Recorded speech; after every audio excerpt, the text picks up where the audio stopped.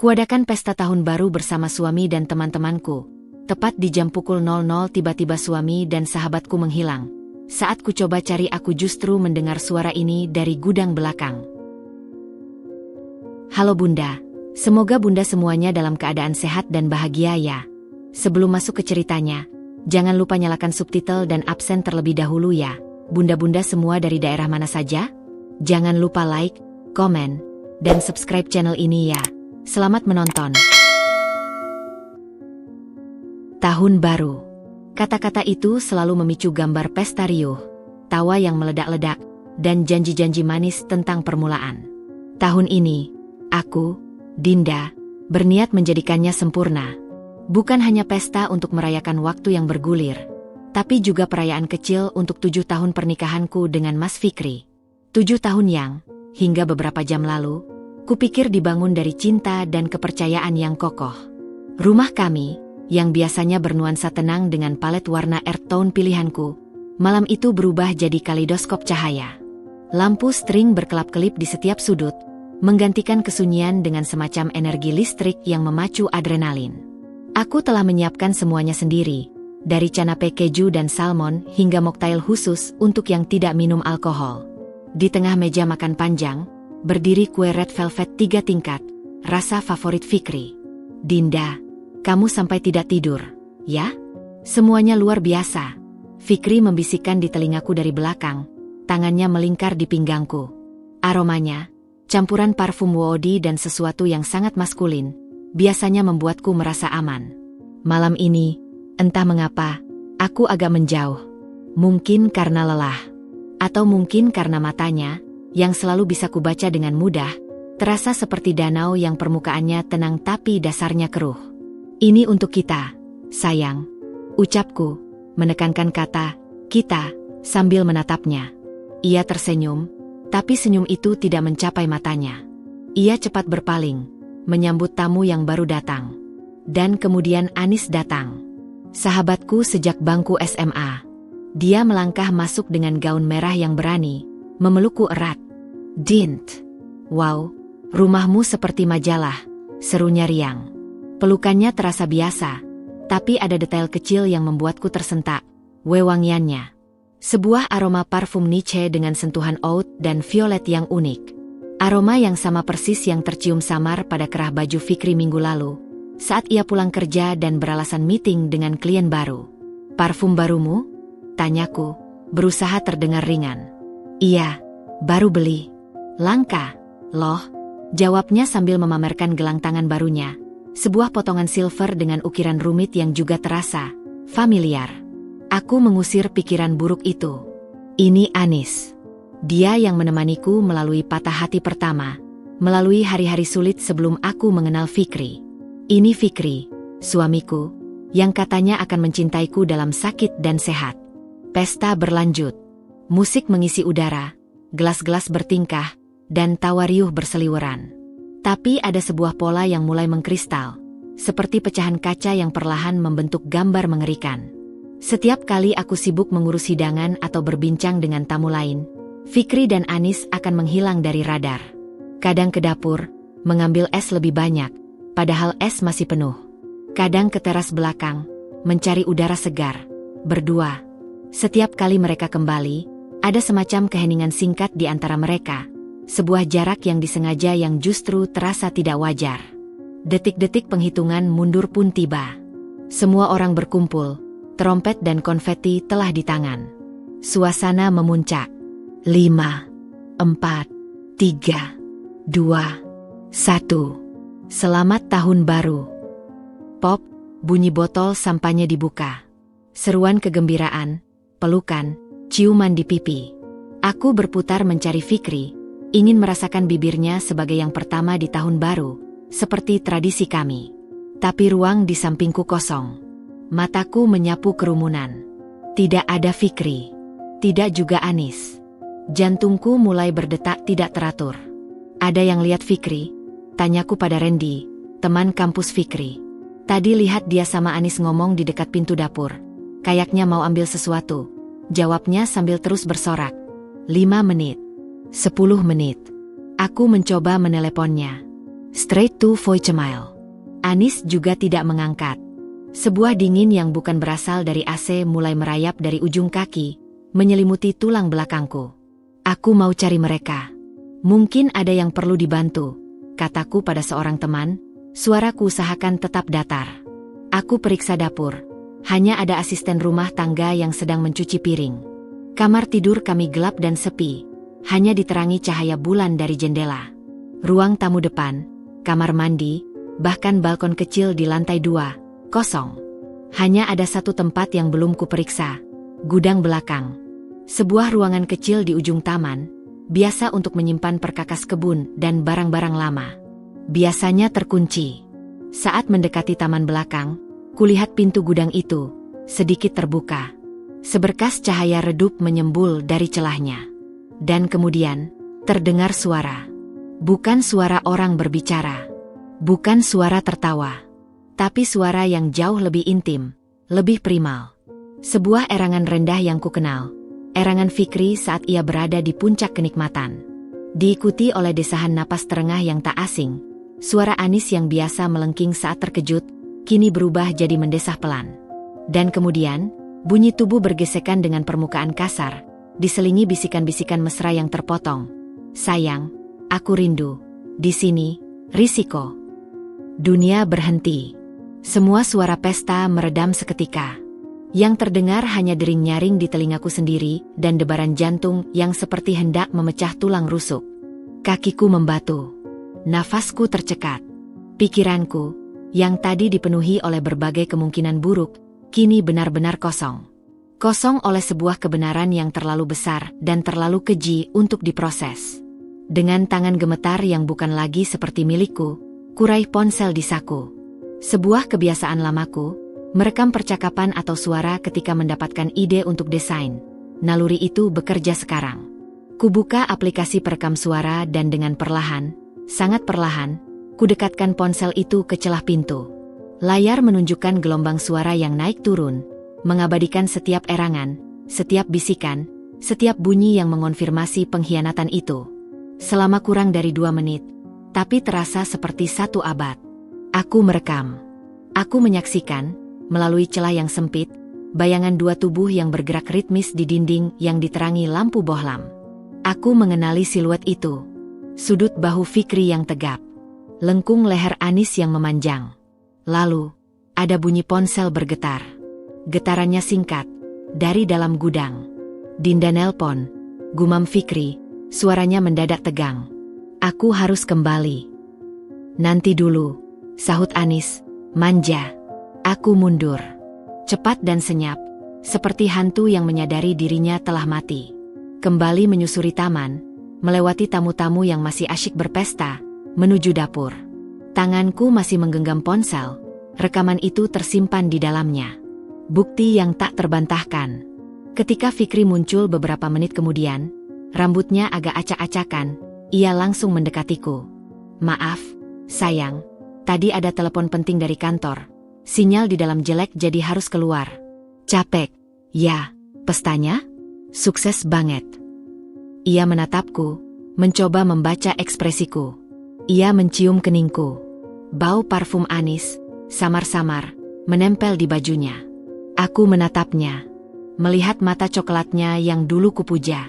Melihat mulutnya yang baru saja berkata-kata manis padaku. Juga mungkin pada Anis di gudang tadi. Dan di dalam diriku, sesuatu yang bernama Dinda, yang percaya pada cinta, pada persahabatan, pada kebahagiaan sederhana, itu retak. Retak seperti kaca depan mobil yang ditembus batu kecil, dan keretakannya mulai menyebar ke segala arah. Aku tersenyum. Senyum tipis yang tidak sampai ke mata. Iya, capek, tapi worth it, jawabku. Suaraku terdengar datar bahkan di telingaku sendiri. Kamu habis dari mana? Bajunya agak berdebu. Dia terhenti sejenak, matanya berkedip cepat. Oh, tadi ke gudang ambil kembang api sisa. Ternyata sudah basah. Yah, gagal deh mau buat kejutan. Kejutan? Ya, aku sudah mendapatkannya. Gak apa, kataku, memalingkan muka. Aku mau bantu beres-beres dulu. Aku membalikkan badan, meninggalkannya berdiri di tengah keriuhan pesta yang tiba-tiba terasa sangat menyedihkan. Di sakuku, ponsel berisi rekaman itu terasa panas membara, seperti bara yang siap membakar segalanya, termasuk sisa-sisa hatiku yang masih tersisa. Malam tahun baru itu memang merayakan sebuah permulaan. Bukan permulaan kebahagiaan, tapi permulaan sebuah akhir. Dan akhir dari sebuah kebohongan yang ternyata telah dibangun cukup lama, tepat di bawah hidungku. Detik-detik setelah aku membalikkan badan dari Fikri, terasa seperti berjalan dalam ruang hampa. Suara tawa, denting gelas, dan musik yang riuh berubah menjadi suara-suara tanpa makna, seperti siaran radio yang tidak jelas frekuensinya. Aku berjalan menuju meja buffet, tangan otomatis merapikan piring-piring yang sudah kosong, menyusun sendok dan garpu yang berserakan. Gerakanku mekanis, seperti robot yang diprogram untuk beres-beres. "Endah, kamu kenapa? Muka kamu pucat banget." Tara, teman kantorku yang dulu, menyentuh lenganku. Sentuhannya terasa seperti sengatan listrik ringan, menyadarkanku bahwa aku masih ada di dunia ini, di pesta milikku sendiri. "Lelah aja, Tar." "Sepanjang hari sibuk," jawabku, dan aku berhasil memproduksi sebuah senyuman. Senyuman itu terasa kaku di pipi, seperti topeng yang terlalu ketat. "Minumnya kurang, kayaknya." Aku mengambil segelas air putih dari atas meja dan meminumnya sampai habis. Air dingin itu mengalir ke tenggorokan, tapi tidak bisa meredakan kobaran api di dadaku. Mataku tanpa sadar terus mengawasi. Fikri sudah bergabung dengan kelompok Randy, tertawa lebar, seolah tidak ada yang terjadi. Anis muncul dari arah kamar mandi, wajahnya sedikit tersipu, tapi langsung disambut beberapa teman perempuan lainnya. Dia melirik ke arah Fikri, sangat cepat, hampir tak kasat mata. Tapi aku melihatnya. Dan aku melihat balasan lirikan Fikri yang sama cepatnya. Sebuah komunikasi diam-diam yang penuh rahasia, tepat di tengah keramaian. Mereka pikir mereka licin, pikirku, dan untuk pertama kalinya malam itu, selain sakit, ada sesuatu yang lain menggeliat, kemarahan yang tajam dan dingin. "Ladies and gentlemen," seru Fikri tiba-tiba, mengetuk gelasnya dengan sendok. "Terima kasih sudah datang meramaikan malam tahun baru di rumah kami. Tahun ini istriku, Dinda, yang menjadi otak di balik semua ini. Give her a big hand." Semua orang bertepuk tangan, sorak-sorai, memandangku. Anis bertepuk tangan paling keras, dengan senyuman lebar yang sekarang kulihat sebagai senyuman paling palsu di muka bumi. Fikri melambai padaku, matanya berbinar. Pemeran utama, pikirku. Keduanya. Aku harus menyelesaikan sandiwara ini. Aku melangkah maju sedikit, memberi hormat kecil. "Terima kasih, semua. Terutama terima kasih untuk suamiku, Mas Fikri, yang sudah mendukungku," kataku, sengaja memberi jeda kecil yang hanya bisa kurasakan sendiri. "Dan tentu teman-teman tercinta. Semoga di tahun baru ini, kita semua diberi kebahagiaan yang sesungguhnya dan kejujuran yang tulus." Kalimat terakhir itu keluar dengan sendirinya, beracun dan bermata dua. Beberapa orang mungkin menganggapnya sebagai harapan yang biasa. Tapi kulihat senyuman Anis sedikit kaku. Fikri mengangguk-angguk, tapi tangannya meremas gelasnya lebih kuat. Pesta mulai mereda. Tamu-tamu satu persatu berpamitan. Aku berdiri di depan pintu, di sebelah Fikri, seperti pasangan suami istri ideal yang selama ini kami pura-purakan. Kami berjabat tangan, berpelukan, mencium pipi. "Pestanya amazing, Din." "Fikri, jaga terus istri secantik ini ya," kata salah satu teman. "Pasti, dong," jawab Fikri, merangkul pundakku. Sentuhannya membuat kulitku merinding. Ketika giliran Anis, dia mendekat dan memelukku panjang. "Thank you for everything, sayang. You are the best," bisiknya di telingaku. Napasnya masih membawa aroma wine. Aku ingin mendorongnya, ingin berteriak, ingin mencakar wajah manisnya. Tapi aku hanya menepuk-nepuk punggungnya. "Kapan-kapan kita lunch ya? Berdua aja. Banyak yang mau aku ceritain," ujarku padanya. Aku ingin melihat reaksinya. Matanya berkedip, sedikit terkejut. "Iya, pasti. Aku yang nelpon ya," jawabnya cepat. Lalu dia berpaling ke Fikri. "Dah, Fik. Thanks for the party." Hati-hati di jalan, Nis, kata Fikri, suaranya lembut. Terlalu lembut. Setelah semua tamu pergi, pintu tertutup. Keheningan yang tiba-tiba turun terasa lebih berat daripada kebisingan pesta. Kami berdiri di teras yang berantakan, dikelilingi sisa-sisa kegembiraan yang palsu. Aduh, beres-beresnya banyak ya, ucap Fikri, melepas jasnya. Besok aja deh dibantu Art. Enggak, aku gak bisa lihat berantakan gini. Kamu boleh tidur dulu kalau capek, kataku, mulai mengumpulkan gelas-gelas kotor. Dinda, panggilnya. Suaranya serius. Tadi, maafin aku ya, harus terima telepon di saat-saat penting gitu. Dia mencoba menatap mataku, mencari pengampunan, mencari ketidakpedulian. Aku menatapnya balik, dan untuk sesaat, semua topeng hampir copot. Aku hampir bertanya, telepon dari mana, sayang? Dari gudang belakang. Tapi aku tahan. Aku ingat rekaman di ponselku. Aku ingat rencanaku yang baru saja mulai terbentuk. Untuk tidak menjadi korban yang hanya menangis. Aku akan menjadi arsitek dari kehancuran mereka sendiri. Gak apa-apa. Kerjaan kan emang gitu kadang. Jawabku, memalingkan muka dan membawa tumpukan gelas ke dapur. Kamu udah mandi? Belum. Aku mau bantuin kamu dulu. Gak usah. Kamu kan capek. Capek banget kayaknya, ucapku, lagi-lagi dengan nada datar yang bisa ditafsirkan macam-macam. Aku juga mau pelan-pelan. Mau mikir sesuatu. Fikri terdiam. Ia merasa ada yang tidak beres, tapi tidak bisa menunjukkannya. Oh, oke. Kalau gitu aku ke atas dulu. Good night, sayang. Night. Aku mendengarkan langkah kakinya menaiki tangga, menuju kamar tidur kami. Ruangan yang sekarang terasa seperti ruang milik orang asing. Aku membersihkan dapur dengan gerakan cepat dan penuh amarah. Setiap gelas yang dicuci, setiap piring yang dilap, adalah bayangan dari pengkhianatan mereka. Tanganku gemetar. Kali ini bukan karena syok, tapi karena kemarahan yang mulai mendidih. Setelah selesai, aku naik ke atas. Kamar tidur gelap, hanya ada sinar lampu jalan dari jendela. Fikri sudah tidur. Atau pura-pura tidur. Aku berdiri di depan pintu kamar, memandangi tubuhnya yang terbaring di tempat tidur king size yang dulu kami pilih bersama. Tubuh yang sangat kukenal, yang sekarang terasa terkontaminasi. Tanpa mengeluarkan suara, aku berbalik dan masuk ke guest room kecil di ujung koridor. Kamar yang biasanya untuk tamu. Aku mengunci pintu.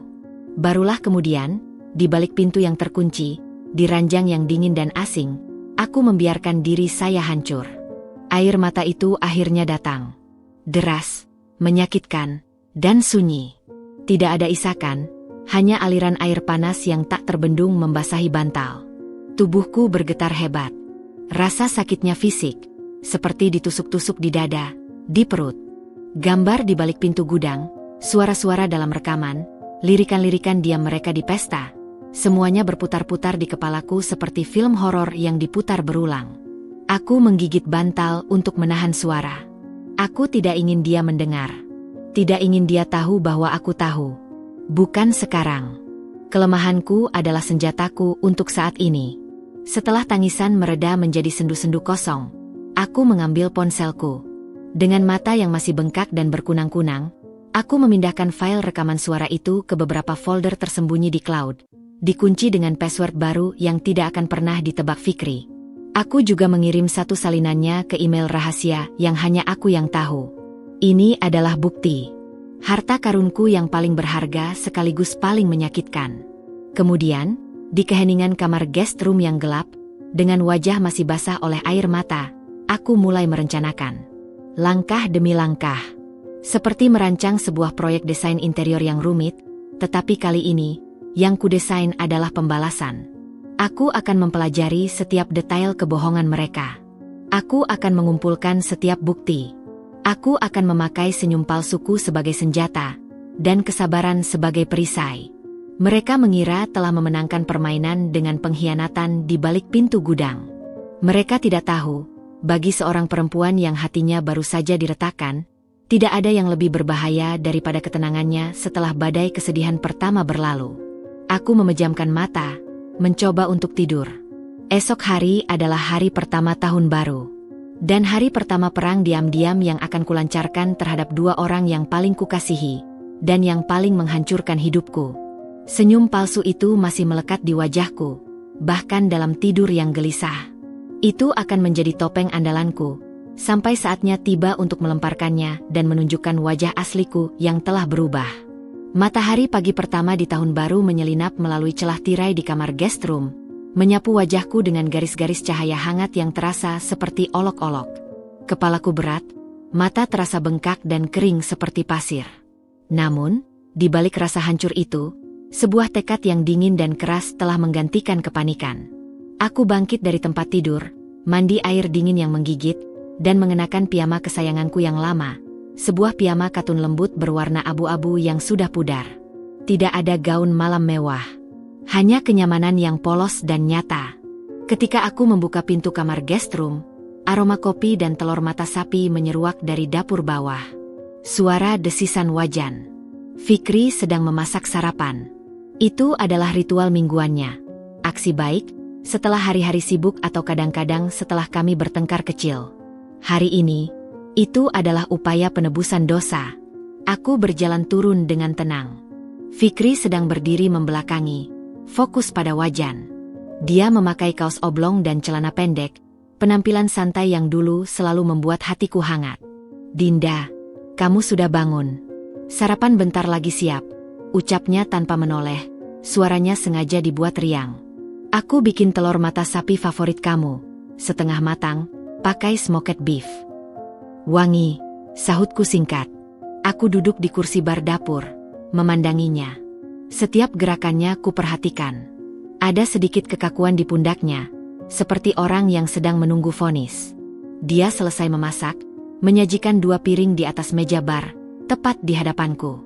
Telurnya memang sempurna, kuningnya masih menggoyang-goyang lembut. Dia duduk di sebelahku, tidak di seberang seperti biasanya. Invasif. Mencari kedekatan fisik. "Makan dulu, kamu pasti lapar setelah semalam," katanya, menyodorkan garam dan lada. Aku mulai makan, perlahan. Rasa telur yang biasanya nikmat, hari ini terasa seperti tanah liat di lidah. Tapi aku tetap memaksakan diri menelannya. Aku harus terlihat normal. "Kemarin pestanya sukses ya?" ujarnya, memulai percakapan. "Teman-teman pada bilang rumah kita bagus, makanannya enak." "Terima kasih," jawabku. "Tapi kamu kayaknya kurang menikmati. Sering menghilang." Dia terhenti, sendoknya berhenti di tengah jalan. "Ah, iya? Maaf ya. Tadi, seperti yang aku bilang, ada urusan kantor yang mendesak. Bos menelepon soal kontrak yang mau leak." Kebohongan, kata-katanya mengalir terlalu lancar, seperti yang sudah dilatih. Aku mengangguk, seolah mengerti. "Oh, pantas. Tapi kok di gudang? Sinyalnya kan jelek di sana." Sekarang dia benar-benar menatapku. Matanya mencari-cari, mencoba membaca apakah ini pertanyaan polos atau serangan terselubung. Aku coba cari spot yang agak sepi, soalnya ribut. Tapi dapatnya malah gudang. Haha. Tawanya kecil, gugup. Aku tersenyum kecil, lalu menatap piringku lagi. Anis juga lama menghilang. Padahal dia kan biasanya suka jadi pusat perhatian. "Anis? Aku kurang perhatiin. Mungkin lagi di kamar mandi atau apa." Jawabnya cepat, terlalu cepat. Dia minum kopinya. Tangannya, yang biasanya mantap, sedikit bergetar. Aku membiarkan keheningan menggantung. Biarkan dia merasa tidak nyaman. Biarkan imajinasinya sendiri yang menyiksanya. "Dinda," ucapnya tiba-tiba, suara rendah dan serius. Dia meletakkan cangkir, menoleh sepenuhnya padaku. Ada yang mau aku omongin tentang kemarin." Ini dia, pikirku. Pidato permintaan maaf yang direncanakan. Kemarin malam, itu adalah kesalahan besar. Matanya memandangku dengan penuh penyesalan yang dipaksakan. Aku minum terlalu banyak. Kepalaku pusing, tidak sadar sepenuhnya. Dan Anis, dia juga dalam kondisi yang sama. Dia ada masalah dengan pacarnya, curhat padaku. Dan dia berhenti, menarik napas dalam, seolah mengumpulkan keberanian. Dan terjadi sesuatu yang tidak seharusnya. Sesuatu yang sebentar. Di gudang. Aku benar-benar menyesal. Dinda, itu tidak berarti apa-apa. Hanya kebodohan karena mabuk. Aku mencintaimu. Hanya kamu. Air matanya, atau upaya untuk mengeluarkannya, mulai menggenang di pelupuk matanya. Dia meraih tanganku. Sentuhannya membuatku ingin menarik tangan itu, tapi aku diam saja. Biarkan dia berpikir aku terpana, atau syok. Aku menatapnya lama. Aku memerhatikan setiap mikroekspresion di wajahnya. Rasa bersalah yang dipelajari, ketakutan yang nyata akan ketahuan, dan lapisan tipis harapan bahwa aku akan mempercayai alasan receh ini. Jadi, kalian berdua mabuk, dan sesuatu yang sebentar, itu terjadi di gudang belakang, tepat di tengah pesta tahun baru kita. Tanyaku, suaraku datar, tanpa intonasi. Dia mengangguk, menundukkan kepala. Iya, aku tahu ini tidak bisa dimaafkan. Tapi tolong, percayalah, itu hanyalah kesalahan sesaat. Aku akan jauhi Anis. Aku janji. Kesalahan sesaat, rekaman di ponselku membuktikan sebaliknya. Bisikan, sayang, aku rindu, bukanlah ucapan orang yang tidak sadar. Itu adalah ucapan yang intim dan sadar. Di dalam diriku, segala sesuatu berteriak, mengutuk, dan ingin menghancurkan segalanya. Tapi aku ingat rencanaku. Kemarahan yang meledak-ledak hanya akan membuatku kehilangan kendali. Aku butuh kendali penuh. Aku menarik napas panjang, lalu mengeluarkan napas perlahan. Aku memalingkan wajah, memberi kesan sedang berjuang melawan emosi. Lalu, aku menatapnya lagi, dengan mata yang kusiapkan untuk terlihat terluka tapi mulai menerima. Fikri, ini sangat menyakitkan. Ucapku, suaraku bergetar dengan sempurna, hasil latihan diam-diam di kamar mandi tadi pagi. Aku tidak tahu apakah aku bisa melupakan ini. Tidak perlu lupa, sayang. Tapi maafkan aku. Beri aku kesempatan untuk memperbaiki ini. Untuk kita, desaknya, menggenggam tanganku lebih erat. Aku membiarkan air mata yang asli, air mata karena kemarahan dan penghinaan, menggenang di mataku. Aku butuh waktu. Aku butuh bukti bahwa ini benar-benar hanya kesalahan, dan tidak akan terulang. Apapun, Dinda, aku akan lakukan apapun. Kamu harus berjanji tidak akan pernah lagi kontak dengan Anis. Tidak telepon, tidak chat, tidak ketemu. Sumpah, aku janji. Dan aku berhenti, seolah mencari keberanian. Dan aku butuh waktu untuk memproses ini sendirian. Aku mungkin akan tidur di guest room beberapa hari lagi. Kamu mengerti. Wajahnya sedih, tapi juga lega. Lega karena aku seolah membeli alasan mabuknya. Lega karena badai sepertinya akan reda tanpa amukan besar. Tentu, sayang. Aku mengerti. Aku akan memberimu ruang. Tapi tolong, jauhkan dirimu dari pikiran untuk meninggalkanku. Kita bisa melalui ini. Aku mengangguk pelan, lalu menarik tanganku perlahan dari genggamannya. Aku akan coba. Sarapan dilanjutkan dalam keheningan yang lebih tegang namun penuh harapan. Dari sisinya, aku selesai makan, membereskan piringku, dan membawanya ke wastafel. Aku mau pergi ke studio dulu, kataku sambil membilas piring. Ada beberapa desain klien yang harus dikirim. Di hari libur, tanyanya. Aku butuh aktivitas. Untuk tidak memikirkan ini. Oke, hati-hati di jalan. Aku naik ke lantai atas, ke kamar guest room. Di balik pintu yang terkunci, ekspresi, terluka, dan menerima, itu luruh dari wajahku, digantikan oleh ketegangan dingin. Aku membuka laptop dan membuat folder baru, berjudul Proyek Renovasi. Di dalamnya, subfolder berlabel Material, Gambar, dan Kontraktor. Tapi isinya bukan desain interior. Di folder Material, aku mulai mencatat barang bukti. 1 Jan, pengakuan palsu, kebodohan karena mabuk. Konflik dengan fakta rekaman. 1 Januari, janji tidak kontak Anis, pantau. Di folder Gambar, aku menyimpan screenshot-screenshot yang akan kukumpulkan. Di folder kontraktor, aku mencatat nama dan kontak pengacara yang sudah kureservasi untuk konsultasi diam-diam minggu depan. Dia pikir ini akan menjadi pagi yang diakhiri dengan pelukan dan permintaan maaf yang dramatis. Dia pikir aku, Dinda yang baik, yang selalu memaafkan, akan menelan mentah-mentah alasan mabuknya. Dia salah. Dengan mengaku dan merendahkan pengkhianatannya sebagai kesalahan karena alkohol, dia justru memberiku senjata. Sekarang aku punya pengakuan langsung darinya bahwa sesuatu terjadi. Walaupun versinya diputarbalikan, itu adalah batu pertama fondasi buktiku. Dan dengan berpura-pura menerima alasan itu, aku membiarkan dia merasa aman. Orang yang merasa aman akan lengah. Dan orang yang lengah akan membuat kesalahan. Permainan sandiwara telah dimulai. Aku akan memainkan peran istri yang terluka tapi berusaha memaafkan. Dan dari balik peran itu, aku akan mengamati, mengumpulkan, dan merencanakan kejatuhan mereka. Aku menutup laptop, mengambil tas kerjaku, dan berjalan menuju mobil.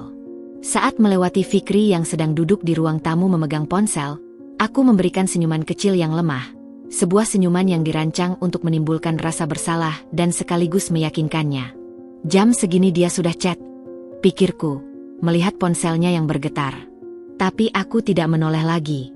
Biarkan mereka berkomunikasi. Biarkan mereka merasa berhasil menyembunyikan segalanya. Semakin banyak mereka berbicara, semakin banyak jejak digital yang mereka tinggalkan. Dan aku akan berada di sini, di balik topeng istri yang sabar, mengumpulkan setiap potongannya, sampai gambarnya lengkap dan bisa kugunakan untuk menghancurkan panggung sandiwara yang mereka bangun di atas pengkhianatan. Keesokan harinya, suasana rumah terasa seperti sedang di atas lapisan es yang tipis. Fikri berusaha keras menjadi suami ideal, membuatkan teh di pagi hari, menawarkan pijatan, dan berbicara dengan nada yang selalu lembut. Aku menerimanya semua dengan senyuman kecil dan ucapan terima kasih yang singkat, cukup untuk membuatnya berpikir aku sedang dalam proses penyembuhan, tapi tidak cukup untuk menghangatkan kembali jarak yang sengaja kubuat. Aktivitas utamaku sekarang adalah menjadi arkeolog di reruntuhan pernikahanku sendiri. Target pertama, laptop Fikri yang biasa ia tinggalkan di meja kerja di ruang keluarga. Ia selalu menggunakan password yang sama untuk semua hal yang ia anggap tidak penting. Tanggal lahir ibunya. Suatu kecerobohan yang dulu kuanggap manis, sekarang menjadi pintu masuk yang sempurna. Saat ia mandi pagi, dengan telinga menyensor suara air yang mengalir, aku sudah membuka laptopnya. Jantung berdegup kencang, tapi tanganku stabil. Aku masuk ke dalam. Aku tidak langsung membuka folder atau email. Itu terlalu kasar dan berisiko. Sebagai desainer, aku mahir menggunakan fitur pencarian dan riwayat. Aku mulai dengan mencari kata kunci. Anis, Nis, nama hotel yang sering mereka kunjungi dulu saat pacaran, bahkan emoji hati dan ciuman.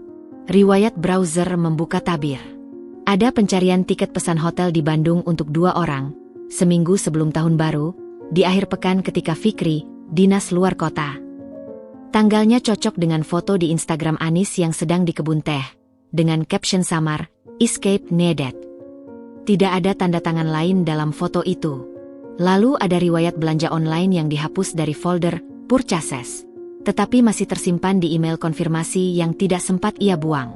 Sebuah pembelian dari toko perhiasan online terkenal, silver bracelet with intricate leaf pattern, dikirim ke alamat kantornya.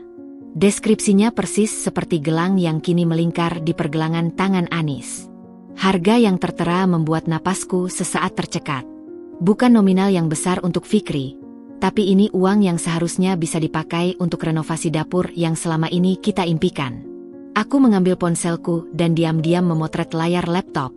Bukti demi bukti. Kemudian aku membuka aplikasi chat desktopnya. Ia memang logout dari akun media sosial pribadi, tapi ada aplikasi pesan instan lain yang sering dipakai untuk urusan kantor. Aku mencoba. Tidak terkunci. Dan di sanalah, di antara percakapan dengan klien dan rekan kerja, ada sebuah grup chat kecil beranggotakan 3 orang. Fikri, Anis, dan seorang lagi yang aku kenal sebagai teman Fikri yang sering menjaga rahasia, Randy. Grup itu diberi nama kode Project L. Singkatan dari apa? Liar? Lovers. Percakapannya tidak terlalu panjang. tetapi cukup menggambarkan segalanya. Anis, 3 minggu lalu gimana? Hotelnya udah aman? Aku udah gak tahan nih. Fikri tenang. Semua aman. Randy, kamu yang handle reservasinya pakai nama lu ya? Randy Doni. Lu berdua emang rese. Entar ketahuan sama Dinda gue gak tanggung jawab. Fikri dia lagi sibuk sama proyek besar. Gak bakal ngeh. Besides, ini cuma weekend. Anis thanks, Ren. You are the best wingman. F, jangan lupa braceletnya ya. Fikri udah dipesen. Buat ulang tahun persahabatan kita. Rasa mual mendadak menyerang. Project L. Bracelet untuk ulang tahun persahabatan. Dan Randy, teman yang kemarin malam berpura-pura tidak tahu apa-apa di pestaku. Aku memotret setiap percakapan itu dengan teliti. Tanganku dingin, tapi pikiranku jernih. Ini lebih dari sekadar kesalahan sesaat karena mabuk. Ini adalah perselingkuhan yang direncanakan, dengan komplotan, dan dibiayai dengan uang dari rekening bersama kami. Aku mendengar suara air mandi berhenti. Cepat, aku tutup semua tab, log out dari aplikasi pesan, dan mengembalikan laptop ke posisi semula. Aku berjalan tenang ke dapur, mulai menyiapkan sarapan seolah-olah baru saja turun dari kamar. Saat Fikri muncul, rambutnya masih basah, ia tersenyum padaku. Lagi bikin apa, sayang? Omelet. Kamu mau? Tanyaku, tanpa menoleh. Iya, mau banget. Kami makan dengan tenang. Dinda, aku mungkin bakal pulang agak malam nanti. Ada meeting sama klien dari luar kota, ujarnya sambil menyuap omelet. Oh, meetingnya di mana? Tanyaku polos. Di hotel di Sudirman. Mungkin bakal makan malam juga sama mereka. Aku ingat dulu kita sering meeting di hotel yang sama ya, kataku, tersenyum nostalgia. Kamu ingat, kita pernah ketiduran di lobi karena nunggu bos kamu sampai larut. Wajahnya sedikit berkerut. Salah tingkah. Iya, ingat. Dia tidak menyangka aku membawa kenangan manis kita ke dalam percakapan ini. Itu membuatnya tidak nyaman. Ya udah, hati-hati ya. Jangan minum terlalu banyak, pesanku, memainkan peran istri yang perhatian. Setelah ia berangkat, aku tidak pergi ke studio. Aku punya misi lain. Aku mengenakan jeans, sweater, dan sneakers, lalu mengambil mobil kedua yang jarang dipakai. Tujuanku, kantor Anis. Aku tahu dari obrolan lama bahwa di hari Sabtu seperti ini, dia sering lembur atau sekadar nongkrong di kafe dekat kantornya. Aku memarkir mobil di tempat yang agak jauh, memakai kacamata hitam dan masker, bukan penyamaran yang sempurna, tapi cukup untuk tidak dikenali sekilas. Aku duduk di kafe seberang kantornya, memesan latte, dan menunggu. Hampir 1 jam kemudian, Anis muncul. Dia tidak sendirian. Randy ada di sampingnya. Mereka tertawa lepas, masuk ke dalam mobil Randy. Aku mengikuti dari kejauhan, hati berdebar-debar. Apakah mereka menuju ke Fikri? Tapi tidak. Mereka berhenti di sebuah mall mewah. Dari dalam mobil, aku mengamati. Mereka berjalan ke arah butik perhiasan yang sama tempat Fikri memesan gelang itu. Jelas, mereka sudah sering ke sana. Anis mencoba sebuah anting. Randy yang membayar. Tidak ada keintiman khusus, hanya seperti dua sahabat. Tapi ada satu momen yang kurekam dengan kamera ponselku. Saat Randy menyerahkan tas belanjaan, Anis menepuk pundaknya dan berkata sesuatu yang membuatnya tertawa. Lalu, Randy mengeluarkan ponsel, memotret Anis yang sedang memakai anting baru itu, dan sepertinya langsung mengirimkannya kepada seseorang. Kepada Fikri. Ini adalah siklusnya. Fikri memberinya hadiah mahal, Randy yang menjadi perantara atau teman yang menemani, dan Anis melaporkan kepuasannya kembali ke Fikri. Mereka telah membangun sistem yang rapi.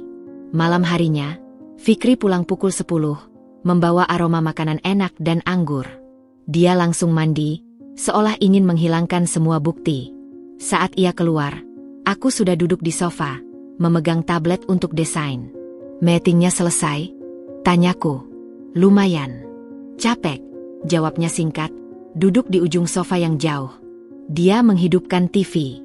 Tadi aku iseng cek rekening kita buat bayar tagihan, ucapku tiba-tiba, tanpa melihatnya. Kok ada transaksi dari toko perhiasan sebesar 8 juta 3 minggu lalu? Kamu beli apa? Dia membeku. Remote TV hampir terjatuh dari tangannya. Oh, itu hadiah untuk klien perempuan bos aku. Buat ulang tahun perusahaannya. Bosku yang suruh, tapi gak sempet jadi aku yang beliin dan nanti direimburse. Klien yang mana? Aku mungkin kenal. Enggak, kamu gak kenal. Perusahaan baru. Jawabnya cepat. Duitnya udah balik kok ke rekening. Belum? Belum ku cek detail. Oke kalau gitu. Aku kembali fokus ke tablet, memberinya kesan bahwa aku percaya. Kebohongan demi kebohongan. Dia bahkan tidak berusaha untuk mengatakan yang sebenarnya. Dia memilih untuk melindungi Anis dan kebohongan mereka sampai kapanpun. Malam itu, di kamar guest room, aku membuka folder proyek renovasi di laptopku. Kini sudah bertambah subfolder. Bukti digital, bukti foto, dan saksi, Randy. Aku mengunggah semua foto dan screenshot ke cloud rahasia. Kemudian, aku membuka email dan menulis draft untuk pengacaraku, Mbak Lita, dengan data-data awal. Pengakuan lisan Fikri tentang kejadian di gudang, transaksi mencurigakan, percakapan di grup, Project L, dan foto Anis dengan hadiah-hadiahnya. Aku tidak mengirimnya. Belum. Masih ada yang kurang. Aku butuh bukti yang lebih solid tentang aset-aset Fikri yang mungkin disembunyikan. Aku butuh akses ke email pribadinya, yang pasti punya password berbeda. Dan yang paling penting, aku butuh mereka lengah dan membuat kesalahan fatal. Keesokan paginya, saat Fikri sedang bersiap, aku berkata dengan nada datar, aku mau liburan sendiri sebentar. Mungkin ke Bali, minggu depan.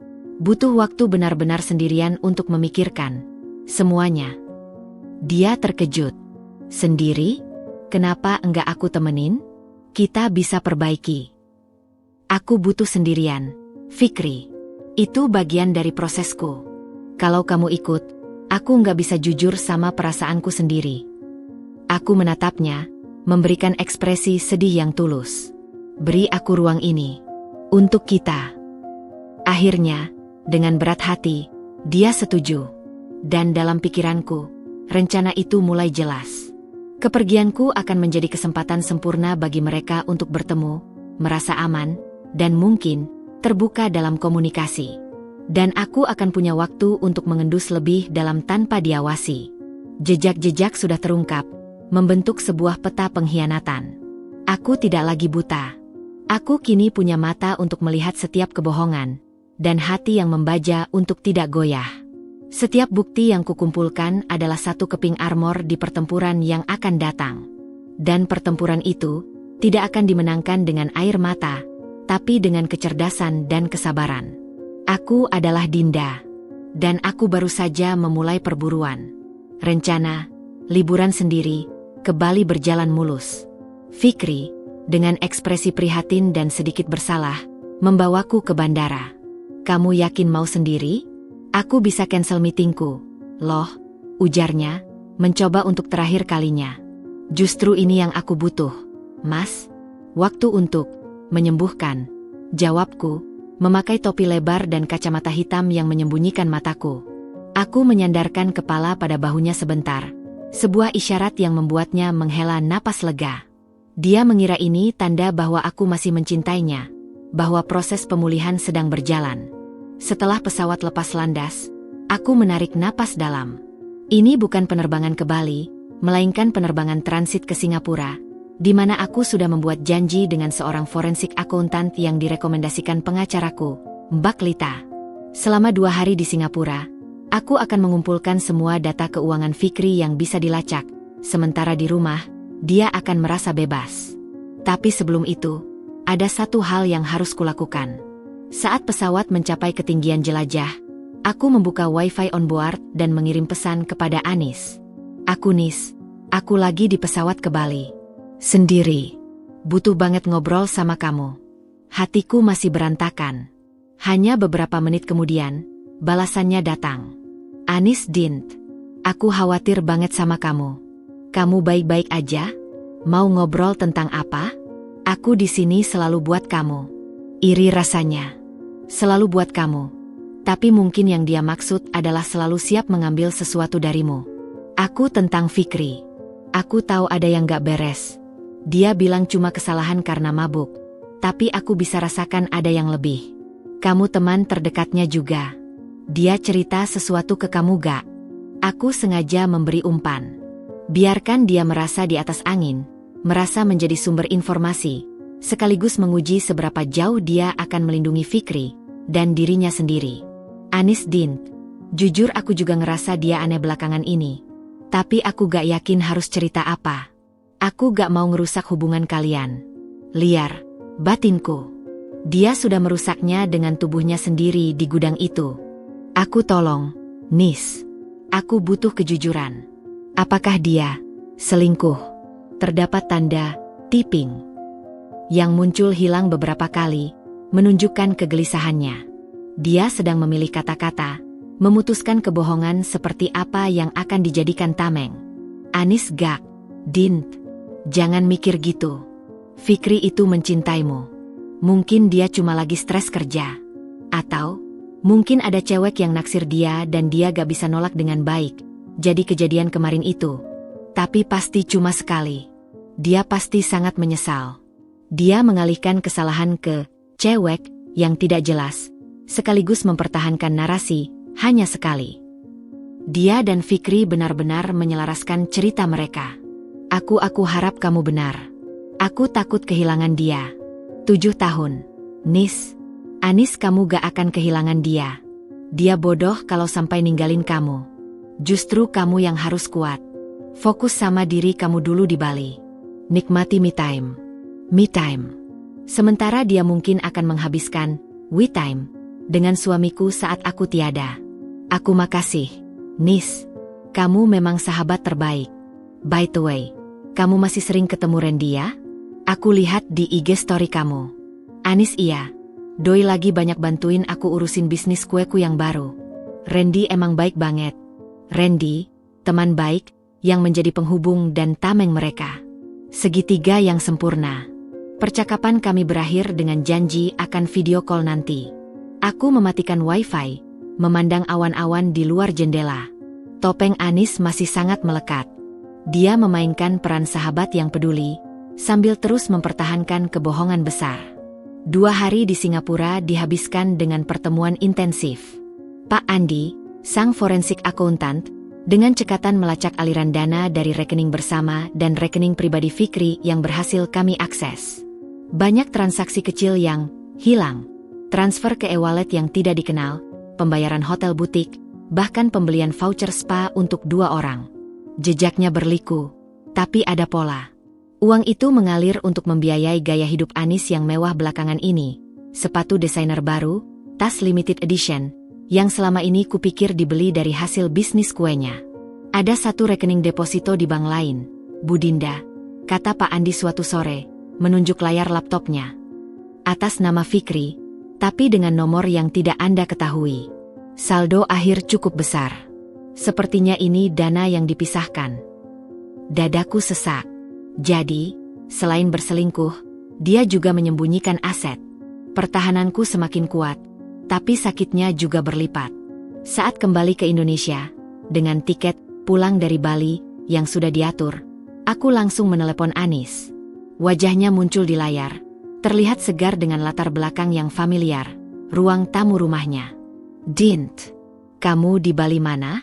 Wajahmu masih capek, katanya. Aku di Ubud. Sepi. Cocok buat introspeksi. Jawabku. Nis, aku nemu sesuatu. Wajahnya mendadak tegang. Apa? Di dompet Fikri, sebelum aku berangkat, ada receipt hotel di Bandung. Untuk 2 orang. Tanggalnya pas dia dinas dulu. Aku memandangnya tajam melalui kamera. Apa kamu tahu sesuatu soal ini? Wajah Anis pucat seketika. Dia menggapai gelas air di sebelahnya. Hah? Receipt? Mungkin dapatannya dari klien? Atau buat meeting? Tapi atas nama Randy. Kamu kan sering sama Randy. Dia ngajak kamu ke Bandung gak? Anis tertawa kecil. Gugup. Enggak. Randy emang suka bawa cewek ke Bandung sih. Tapi bukan aku. Dinda, kamu jangan mikir aneh-aneh. Kamu lagi paranoid karena kejadian tahun baru. Aku membiarkan air mataku, yang asli karena kelelahan dan frustrasi, berkumpul. Aku takut dibohongi, Nis. Takut dikhianati oleh orang yang paling kupercaya. Kata-kataku sengaja ambigu. Bisa untuk Fikri, bisa untuknya. Anis terlihat sangat tidak nyaman. Dinda, kamu harus percaya sama suamimu. Dan percaya sama aku. Kita bertiga sudah kenal lama. Aku gak akan tega ngelakuin hal menyakitkan ke kamu. Kata-katanya manis, tapi matanya tidak bertemu dengan kameraku. Dia melihat ke bawah. Bahasa tubuhnya berteriak bahwa dia sedang berbohong. Setelah video call berakhir, aku tahu permainannya. Anis akan segera menghubungi Fikri, memberitahu tentang Received Hotel yang kukatakan. Mereka akan panik, berdiskusi, dan mungkin akan menghapus jejak lebih dalam. Tapi itu justru yang kuinginkan. Orang yang panik akan membuat kesalahan. Dan aku tidak salah.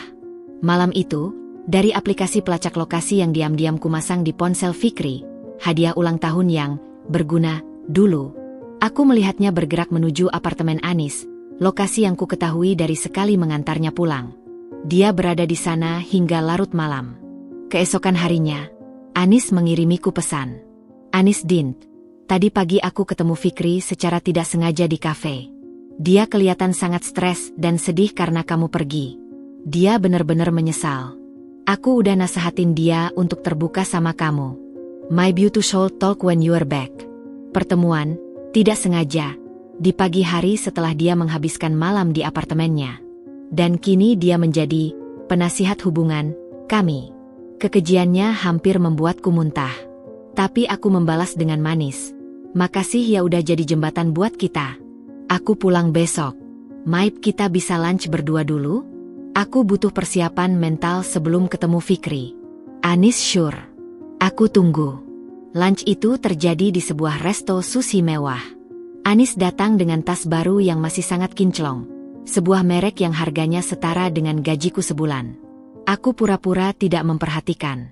Gimana liburannya? Tanyanya, setelah kami duduk. Memberi banyak klarifikasi. Aku sadar, aku mungkin terlalu keras ke Fikri. Kesalahan karena mabuk bisa terjadi pada siapa saja. Ucapku, menyuap sushi tuna. Aku memutuskan untuk mencoba memaafkannya. Tapi, aku butuh dia jujur soal keuangan. Aku nemani beberapa transaksi aneh, dan dia bilang itu untuk klien. Kamu pikir aku harus percaya? Anis, yang sedang menyesap miso soup, hampir tersedak. Keuangan?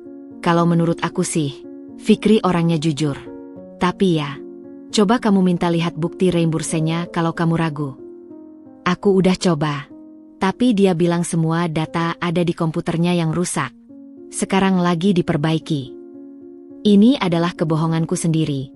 Umpan untuk melihat apakah Anis akan memperingatkan Fikri untuk memperbaiki ceritanya. Oh, yah, mungkin beneran sih. Jawab Anis, tapi matanya berbinar. Aku tahu, dalam beberapa jam, Fikri akan mendadak memperbaiki laptopnya dan punya bukti transaksi klien yang palsu. Lunch itu berakhir dengan pelukan dan janji untuk saling support. Tapi saat berjalan ke mobil masing-masing, ada satu hal yang kulakukan. Aku dengan sengaja ketinggalan kartu nama kecil di atas meja. Kartu nama seorang private investigator yang sengaja kubuat palsu. Biar Anis menemukannya dan panik. Dan benar. Malam itu, aktivitas chat mereka meledak. Aku tidak bisa melihat isinya.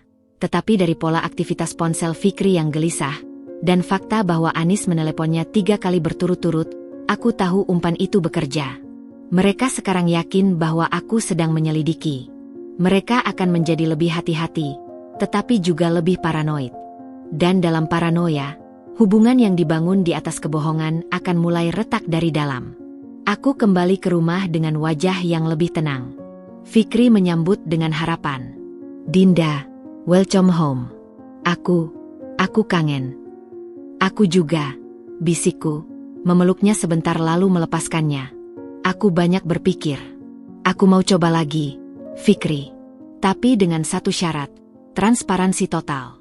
mulai dari keuangan sampai pertemanan. Dia mengangguk, lega. Apa saja. Aku janji. Dia mengira ini adalah kemenangannya. Bahwa Dinda yang lemah dan pemaaf telah kembali. Yang tidak dia sadari adalah, Dinda, yang kembali ini adalah seseorang yang telah melihat kedalaman kebohongan sahabat dan suaminya. Topeng Anis sebagai sahabat penyelamat mulai kendur di mataku, dan aku akan perlahan-lahan menarik benang itu, hingga topeng itu terlepas sama sekali, memperlihatkan wajah pengkhianat yang sebenarnya. Dan saat itu terjadi, mereka tidak akan menyadari bahwa benang yang akan menjatuhkan mereka, sedang aku rajut dengan sabar, dengan setiap interaksi palsu, setiap percakapan beracun, dan setiap senyuman yang menyimpan rencana pembalasan. Pasca rekonsiliasi palsu, rumah kami memasuki fase baru, zona nyaman semu. Fikri berusaha ekstra. Bunga mingguan, makan malam romantis tiap Jumat, bahkan menawarkan untuk mengganti tempat tidur utama. Sebuah simbolis yang kutolak dengan alasan sentimental. Aku bermain peran dengan sempurna. Istri yang masih terluka namun berkomitmen untuk memperbaiki. Setiap kali dia bertanya, "Kamu sudah benar-benar memaafkanku, sayang?" Aku akan menjawab, "Aku sedang berproses. Butuh waktu." Tapi di balik panggung sandiwara domestik, perang bisnis telah kumulai. Fikri adalah partner di firma konsultan arsitekturnya, Gria Karya. Selama ini, kontribusiku dianggapnya sekadar dukungan moral dan desain interior untuk beberapa klien mereka. Yang tidak dia sadari, selama 7 tahun ini, aku telah membangun jaringan relasi yang kuat dan sendiri. Aku bukan lagi Dinda yang hanya menemani acara kantor. Aku adalah Dinda yang diam-diam mengenal istri-istri para CEO, direktur bank, dan pengembang properti besar dari setiap proyek yang kami kerjakan. Target pertama, PT Taman Asri, pengembang yang sedang menjalin kerjasama besar dengan Gria Karya untuk perumahan mewah di kawasan selatan. Proyek yang akan mengangkat nama firma dan menyuntikkan dana besar. Aku mengundang Ibu Sari, istri dari Direktur Utama Taman Asri, untuk lunch di sebuah kafe yang sangat privat. Kami sudah cukup akrab dari beberapa pertemuan sebelumnya. Bu Dinda, senang sekali kamu menghubungi. Interior untuk rumah barumu di Pondok Indah selesai kapan? Aku penasaran lihat hasilnya. Sapa Ibu Sari ramah. Masih proses, Bu. Tapi justru aku mau bicara sesuatu yang agak sensitif, kataku, menurunkan suara.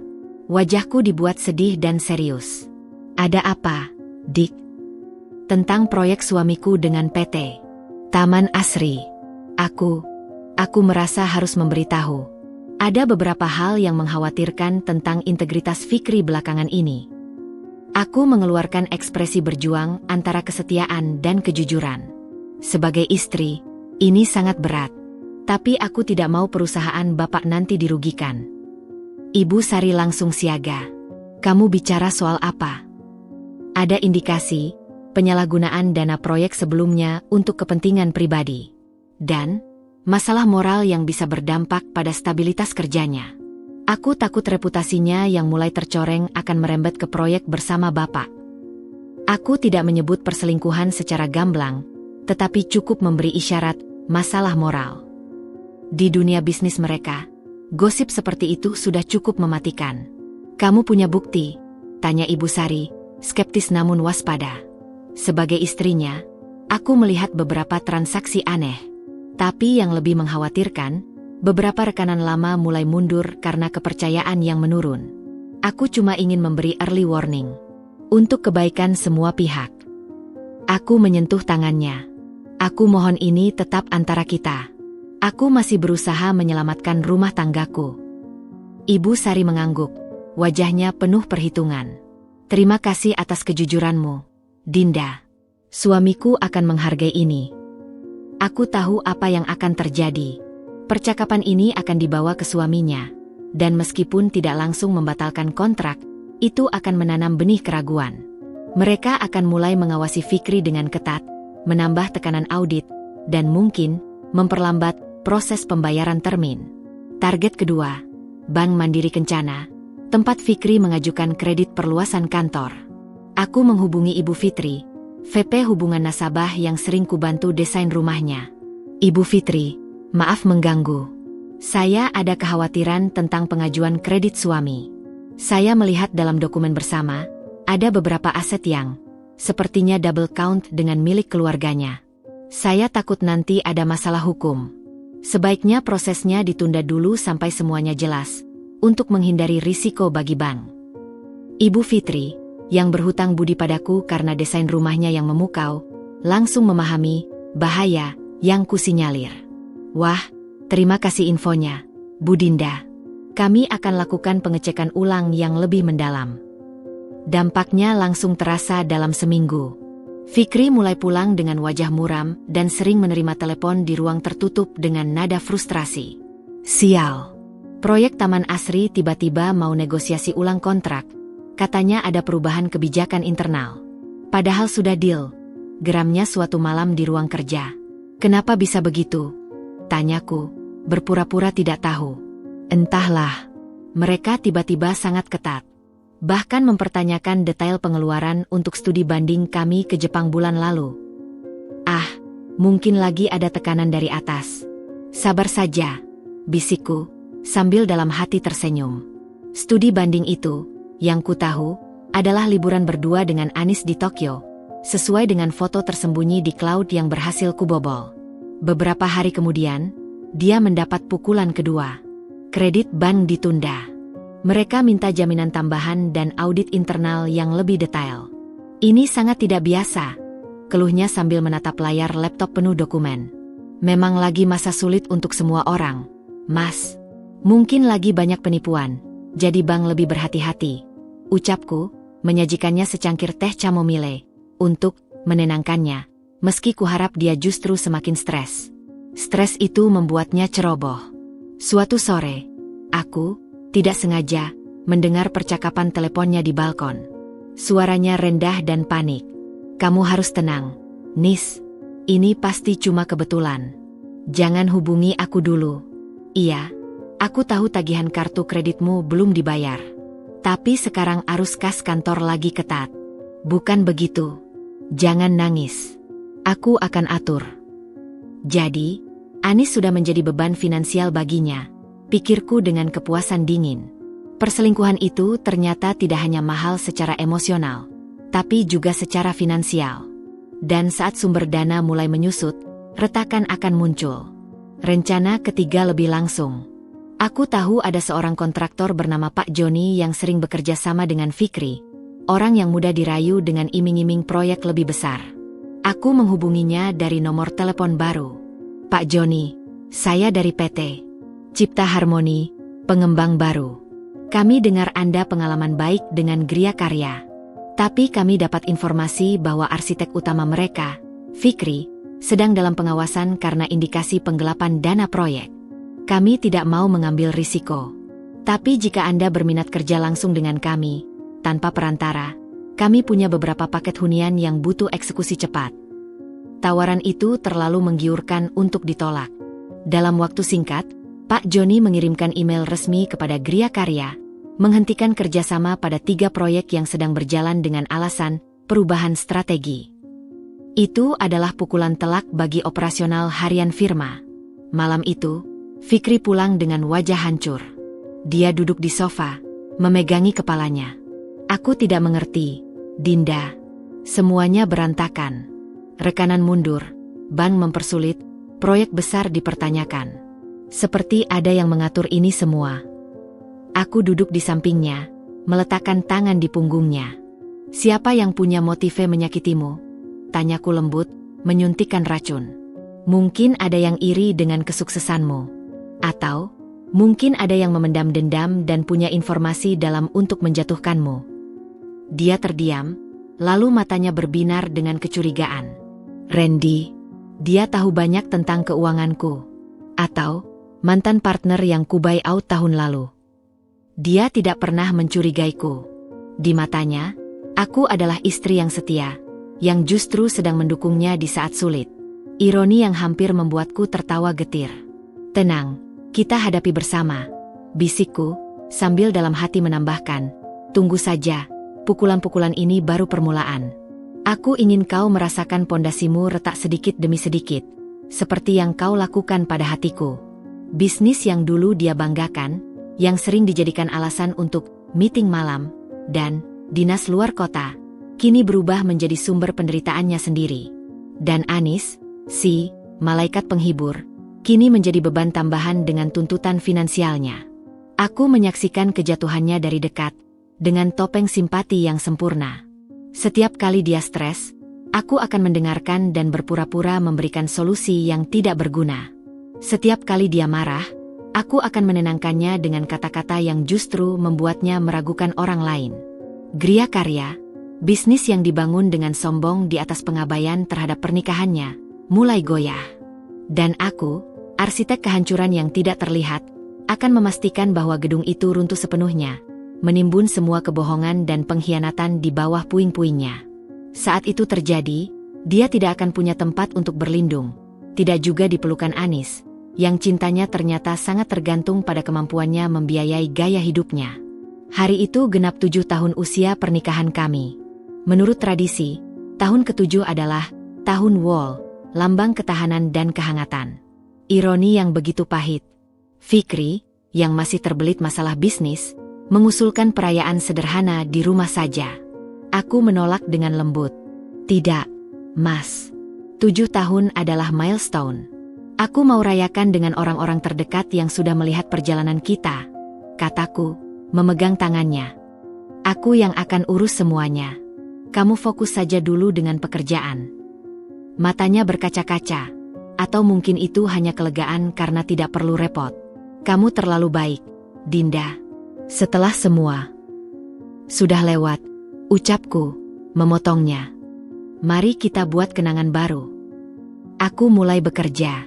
Undangan digital dikirim ke keluarga besar, teman-teman dekat, kolega Fikri yang penting, dan tentu saja, Anis dan Randy. Temanya, 7 Years of Love and Growth. Aku menyewa jasa dekorator untuk mengubah halaman belakang rumah menjadi taman romantis dengan lampu fairy dan lilin.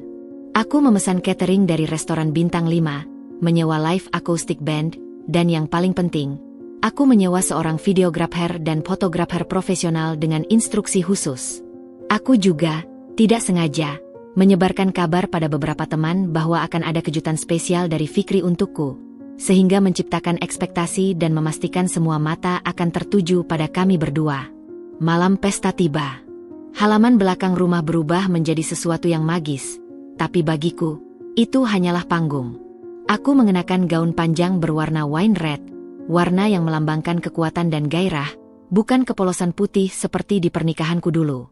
Fikri tampak gagah dalam setelan jas abu-abu, tapi ada garis kelelahan dan kecemasan di sekitar matanya yang tidak bisa disembunyikan. Tamu berdatangan. Keluargaku datang dengan senyum lebar. Ibunya Fikri memelukku erat. Semoga langgeng selalu, Dinda, bisiknya. Ucapan itu seperti pisau di dada. Anis datang dengan gaun hijau muda yang mencolok, membawa kue tambahan yang dibuatnya sendiri. Gesture yang dulu akan kuhargai, sekarang hanya kubaca sebagai pencarian perhatian.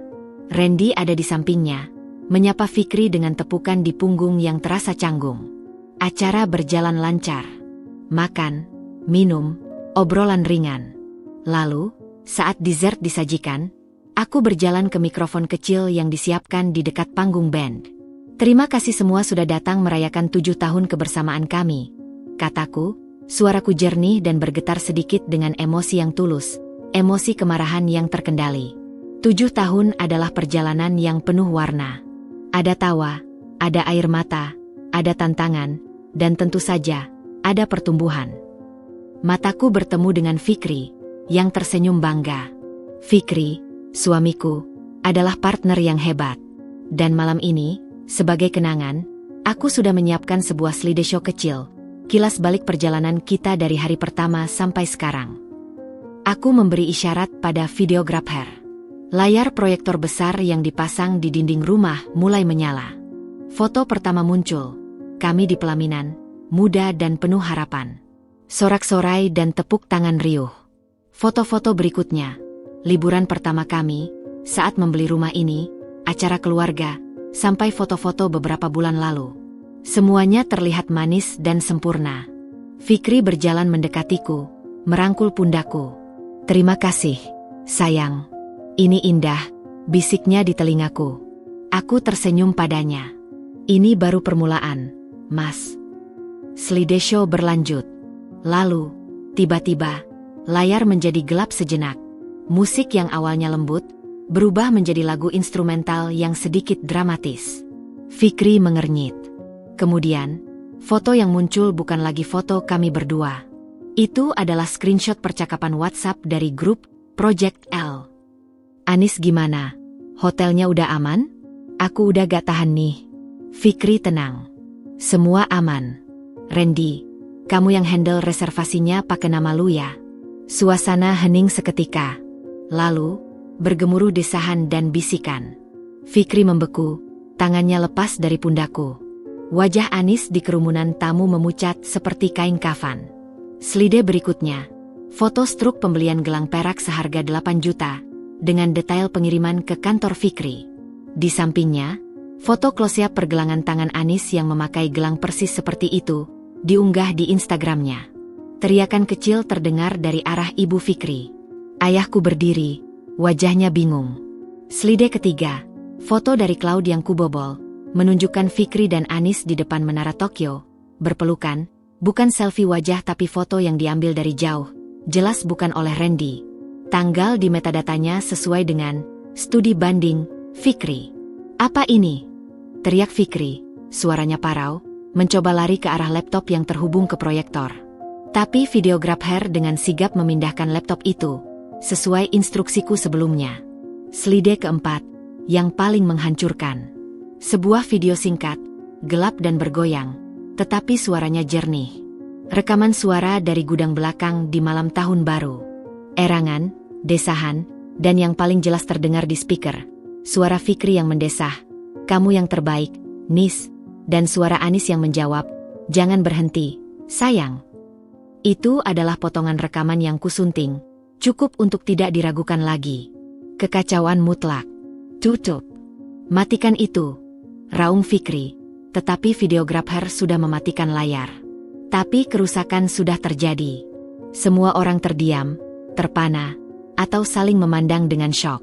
Anis berusaha menyelinap pergi, tetapi beberapa teman perempuan yang sudah menduga mulai menatapnya dengan pandangan menghakimi. Randy mencoba menghalangi, tetapi dihantam oleh pandangan penuh amarah dari suami seorang teman yang juga hadir. Aku tetap berdiri di dekat mikrofon, air mata mengalir deras di pipiku. Ini air mata yang nyata, campuran dari rasa malu yang dipentaskan dan kelegaan karena akhirnya membongkar segalanya. "Dinda, apa yang telah kau lakukan?" Fikri mendekatiku, wajahnya merah padam penuh kemarahan dan kepanikan. Aku memandangnya, dan dengan suara yang cukup keras untuk didengar orang-orang terdekat, aku berkata, "Aku hanya menunjukkan pertumbuhan kita yang sebenarnya, Fikri. Pertumbuhan dalam kebohongan dan pengkhianatan." Ibu Fikri pingsan. Ayahku bergegas menghampiriku, melindungiku. Suasana berubah menjadi gemuruh. Tamu-tamu mulai berpamitan dengan cepat, malu, marah, atau berbisik-bisik penuh sensasi. Beberapa teman dekatku mendekat dan memelukku. Fikri, yang menyadari dirinya telah terkepung, berbalik dan menatap Anis. "Ini salahmu. Kau yang merusak segalanya." Hardiknya, mencoba menyelamatkan sisa-sisa reputasinya dengan menyalahkan dia. Anis, yang sudah menangis terseduh-seduh, terkejut. "Aku. Kamu yang bilang dia tidak akan tahu. Kamu yang janji akan meninggalkannya." Pertengkaran mereka meletus di depan semua orang, mengonfirmasi setiap kebenaran yang baru saja terpampang di layar. Randy mencoba menarik Anis pergi, tetapi dia ditampar oleh Anis yang histeris. "Kau juga hanya memanfaatkan situasi." Aku menyaksikan semuanya dengan tenang dari dalam pelukan ayahku. Rasa sakit itu masih ada, tapi ada juga kepuasan yang dalam dan gelap. Mereka tidak lagi berada di pihak yang sama. Mereka saling menyalahkan, mempertontonkan kebencian dan kepentingan mereka sendiri di depan publik. Dalam waktu 10 menit, halaman yang tadi penuh keceriaan, kini hanya menyisakan kekacauan, kursi terbalik, dan sisa-sisa makanan yang tak tersentuh. Hanya keluarga inti dan beberapa teman terdekat yang masih tinggal. Fikri menghadapiku, napasnya berat. "Kenapa, Dinda? Kenapa kau lakukan ini?" Kita bisa bicara baik-baik. Seperti kita, bicara baik-baik, tentang kesalahan karena mabukmu. Potongku, suaraku dingin. Malam ini adalah kebenaran yang tidak bisa lagi kau tutupi dengan kebohongan. Dia terdiam, lalu tanpa kata-kata, dia masuk ke dalam rumah, menghancurkan beberapa vas bunga di jalan. Ayahku membawaku masuk, menjauhkan aku dari kekacauan itu. Ibu dan saudara perempuanku membersihkan air mataku. Kamu kuat, nak. Kamu tidak sendiri, bisik ibuku. Malam itu, di kamar guest room yang telah menjadi bentengku, aku mendengar suara Fikri mengemasi barang-barangnya. Dia tidak mencoba masuk atau meminta maaf lagi. Aib yang begitu besar dan publik telah memutus semua tali yang tersisa. Beberapa jam kemudian, aku menerima pesan dari Anis. Anis, kamu benar-benar menghancurkan hidupku. Aku harap kamu puas. Aku tidak membalas. Dia salah. Aku tidak menghancurkan hidupnya. Dia dan Fikri yang saling menghancurkan. Aku hanya memberikan panggung untuk mereka mempertontonkannya. Undangan pesta ulang tahun pernikahan itu memang beracun. Racun itu telah meracuni citra publik mereka, meracuni hubungan mereka, dan akhirnya mengubur sisa-sisa pernikahanku yang sudah mati. Tapi dari kuburan itu, aku merasa sebuah kekuatan baru bangkit. Babak sandiwara publik telah usai. Sekarang, tinggal urusan hukum dan pembagian sisa-sisa reruntuhan. Dan untuk itu, aku sudah sangat siap. Keesokan pagi setelah pesta beracun, rumah itu terasa seperti zona perang yang baru saja ditinggalkan. Sisa-sisa dekorasi yang indah sekarang terlihat seperti bangkai kapal. Kain terpal tergantung lunglai, bunga layu berjatuhan, dan pecahan vas berserakan di lantai marmer.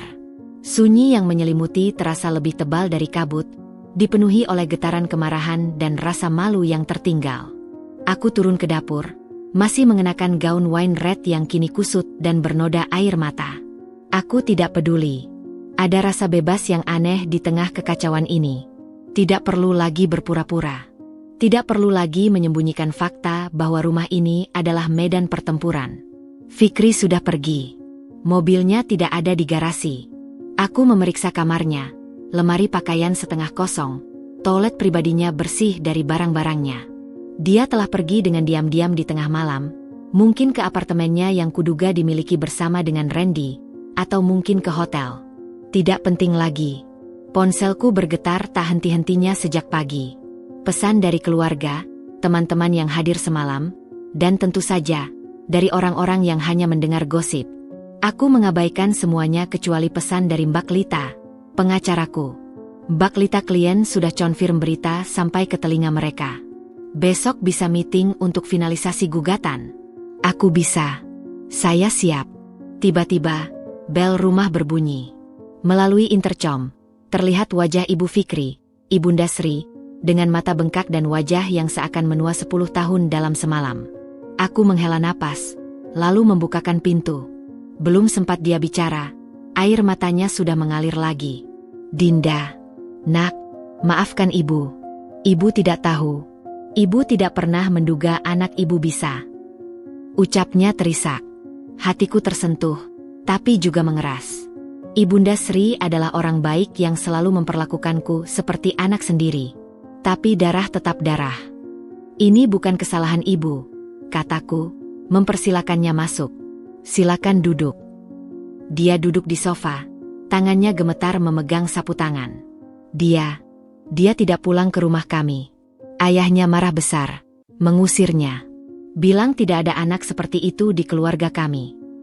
Keluarga mereka yang sangat menjunjung nilai kehormatan dan agama, kini mendapat tamparan hebat. Aku cuma khawatir dan malu. Semua tetangga, saudara, mereka pasti sudah dengar. Maafkan saya telah membuat ibu dan keluarga malu, ucapku, dan itu tulus. Aku tidak ingin menyakiti mereka. Tapi kebenaran harus muncul, dan konsekuensinya menyebar seperti gelombang kejut. Ibu tidak menyalahkanmu, Dinda. Kamu korban. Dia memandangku, matanya penuh keprihatinan. Apa yang akan kau lakukan sekarang? Bercerai, Bu. Saya tidak bisa melanjutkan ini. Dia mengangguk pelan, seperti sudah menduga. Ibu mengerti. Harta, rumah, Saya sudah konsultasi dengan pengacara. Semua akan berjalan sesuai hukum. Aku tidak ingin membahas detail dengan ibu mertuaku. Itu terlalu kejam. Setelah dia pergi dengan langkah gontai, aku baru menyadari betapa luasnya dampak dari aib yang terbuka. Ini bukan hanya tentang Fikri dan Anis. Ini meruntuhkan reputasi keluarga, memutuskan hubungan sosial, dan mencoreng nama baik yang dibangun puluhan tahun. Sialnya, bagi Fikri dan Anis, dampak itu langsung terasa lebih nyata dan brutal. Untuk Fikri, Randy, si teman sejati, meneleponku siang itu. Suaranya terdengar panik dan penuh tekanan. Dinda, aku tahu aku pantas dimusuhi. Tapi tolong, bisakah kamu meredakan ini?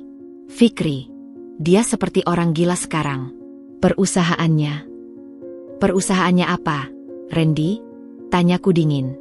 PT Taman Asri secara resmi memutus kontrak. Mereka mengirim surat tadi pagi, menyebut pelanggaran integritas dan moral klause. Bank membatalkan kredit dan meminta pelunasan awal. Klien-klien kecil pada menghilang. Bahkan tukang kopi langganan di depan kantornya ogah melayani karena ceritanya sudah viral di grup-grup tetangga. Aku mendengarkan dengan tenang. Itu konsekuensi dari pilihannya, Randy. Bukan urusanku lagi. Tapi dia menyalahkan aku. Dan Anis. Dia bilang kami yang menghancurkan hidupnya. Dinda, tolong, setidaknya klarifikasi bahwa aku tidak akan mengklarifikasi apapun. Biarkan semua orang menilai berdasarkan fakta yang mereka lihat semalam. Aku memutuskan telepon. Beberapa jam kemudian, adik perempuan Fikri yang masih kuliah, Sari, menghubungiku. Kak Dinda, Abang Fikri, dia sekarang dirawat di UGD. Tekanan darahnya sangat tinggi, sampai pingsan di parkiran kantornya. Untuk sesaat, hatiku tercekat.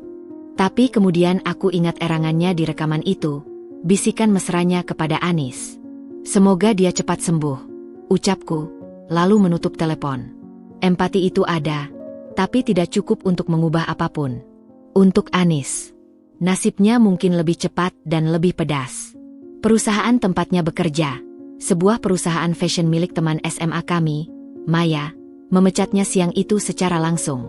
Maya meneleponku, suaranya campur aduk antara marah dan jijik. Dinda, aku minta maaf.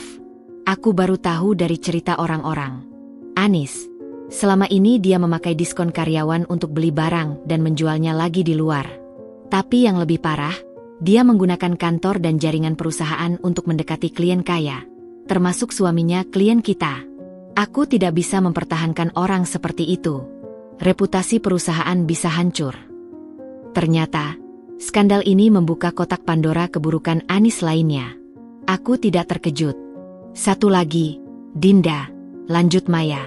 Pacar Anis yang selama ini kami kira ada, ternyata tidak pernah ada. Dia membuat-buat cerita untuk menutupi. Ya, untuk menutupi hubungannya dengan Fikri. Dia benar-benar penipu ulung. Setelah dipecat, Anis menjadi bulan-bulanan di media sosial. Beberapa teman sekelas kami yang hadir semalam mulai membagikan peringatan tentangnya di grup alumni. Foto-fotonya yang selalu sempurna kini dibanjiri komentar negatif dan cibiran. Seorang teman bahkan mengungkap bahwa Anis pernah meminjam uang dalam jumlah besar dan tidak pernah mengembalikannya. Aku melihat Instagramnya berubah dari pamer gaya hidup mewah menjadi privasi total, lalu akhirnya dideaktivate. Nomor teleponnya tidak bisa dihubungi. Sepertinya dia bersembunyi. 3 hari setelah pesta, aku harus ke notaris untuk urusan dokumen. Saat sedang menunggu di lobi, aku melihat sosok yang tak asing masuk dengan tergopoh-gopoh. Anis. Dia memakai kacamata hitam dan masker, tapi gaya berjalannya dan tas yang masih ia paksa untuk dibawa, tas mahal pemberian Fikri, membuatnya mudah dikenali. Dia tidak melihatku. Dia langsung menuju resepsionis. Suaranya terdesak. Saya mau buat surat kuasa untuk menjual sebuah apartemen. Cepat ya, saya buru-buru. Resepsionis memintanya menunggu. Saat dia berbalik dan duduk di sofa seberang, matanya akhirnya bertemu dengan mataku. Dia membeku. Perlahan, dia menurunkan kacamata hitamnya. Matanya bengkak, lingkaran hitam yang dalam, dan kulitnya pucat.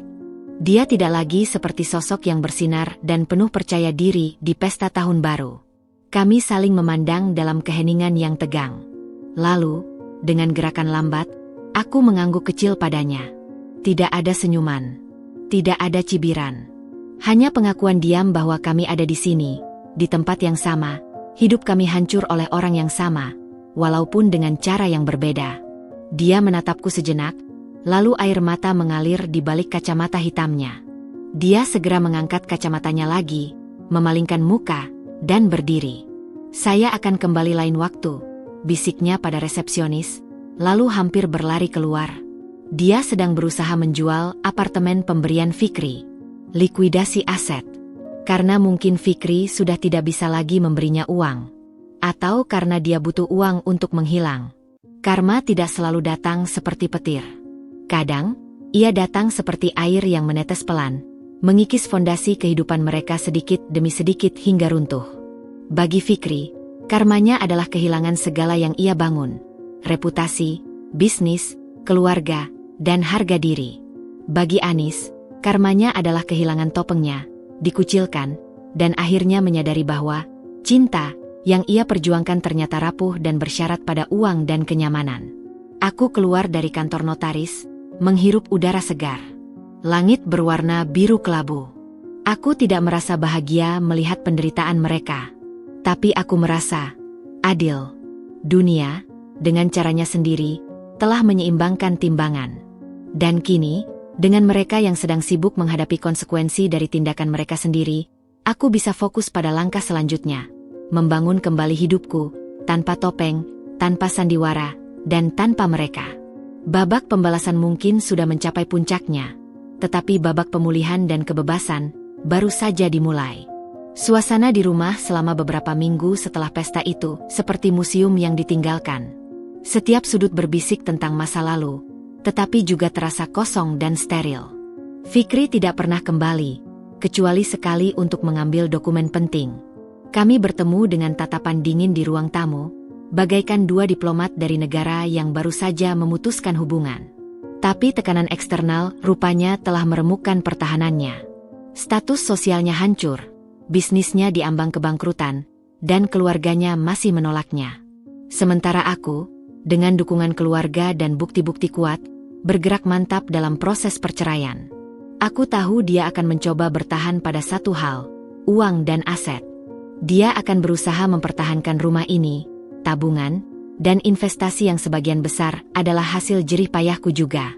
Maka, ketika dia meneleponku dengan suara serak dan memohon untuk bertemu, sekali lagi, sebagai manusia, bukan sebagai musuh, aku setuju. Aku sudah menduga arahnya. Kami bertemu di sebuah warung kopi tua di pinggiran kota, tempat yang jauh dari lingkaran sosial kami. Dia datang dengan wajah yang telah kehilangan cahaya, pakaiannya kusut, dan ada kerutan dalam didahinya yang dulu selalu mulus. Melihatnya, bagian kecil dari diriku yang dulu mencintainya merasa pilu. Tapi kenangan suara di gudang dan semua kebohongan segera menghapus rasa itu. "Dinda," katanya, tangannya meremas cangkir kopi hitam. Aku tidak tahu harus mulai dari mana." "Apa yang kau inginkan, Fikri?" tanyaku langsung. "Tidak ada waktu untuk drama. Aku ingin kamu tahu, aku benar-benar menyesal. Aku kehilangan segalanya karena satu kesalahan bodoh." Matanya berusaha mencari simpati. "Satu? Menurut bukti yang kukumpulkan, ada banyak kesalahan, dan semuanya disengaja." Dia menghela napas, menunduk. "Aku tahu aku tidak punya hak meminta apapun. Tapi, tolong, jangan hancurkan aku sepenuhnya. Aku sudah kehilangan segalanya. Bisnis, nama baik, keluarga. Disinilah permainan akting terakhir dimulai. Aku harus berperan sebagai pihak yang lemah dan goyah, yang masih mungkin dilunakan." Aku membiarkan air mata menggenang di mataku. Kali ini, butuh sedikit usaha lebih karena kebencianku sudah membatu. Aku juga hancur, Fikri. Setiap malam aku bermimpi tentang suara-suara di gudang itu. Tentang foto-foto kalian. Aku tidak bisa tidur. Maafkan aku, Dinda. Aku akan melakukan apapun untuk memperbaiki ini. Dia meraih tanganku di atas meja. Aku tidak menariknya. Biarkan dia berpikir sentuhannya masih berpengaruh. Memperbaiki? Bagaimana mungkin? Suaraku bergetar. Kita bisa mulai dari awal. Aku akan berubah. Aku akan buktikan. Aku menarik tanganku perlahan. Aku takut. Aku takut suatu hari nanti kau akan kembali ke Anis, atau wanita lain. Bagaimana aku bisa percaya? Apa yang harus kulakukan agar kau percaya? Katakan. Aku akan lakukan. Desperasi di suaranya nyata.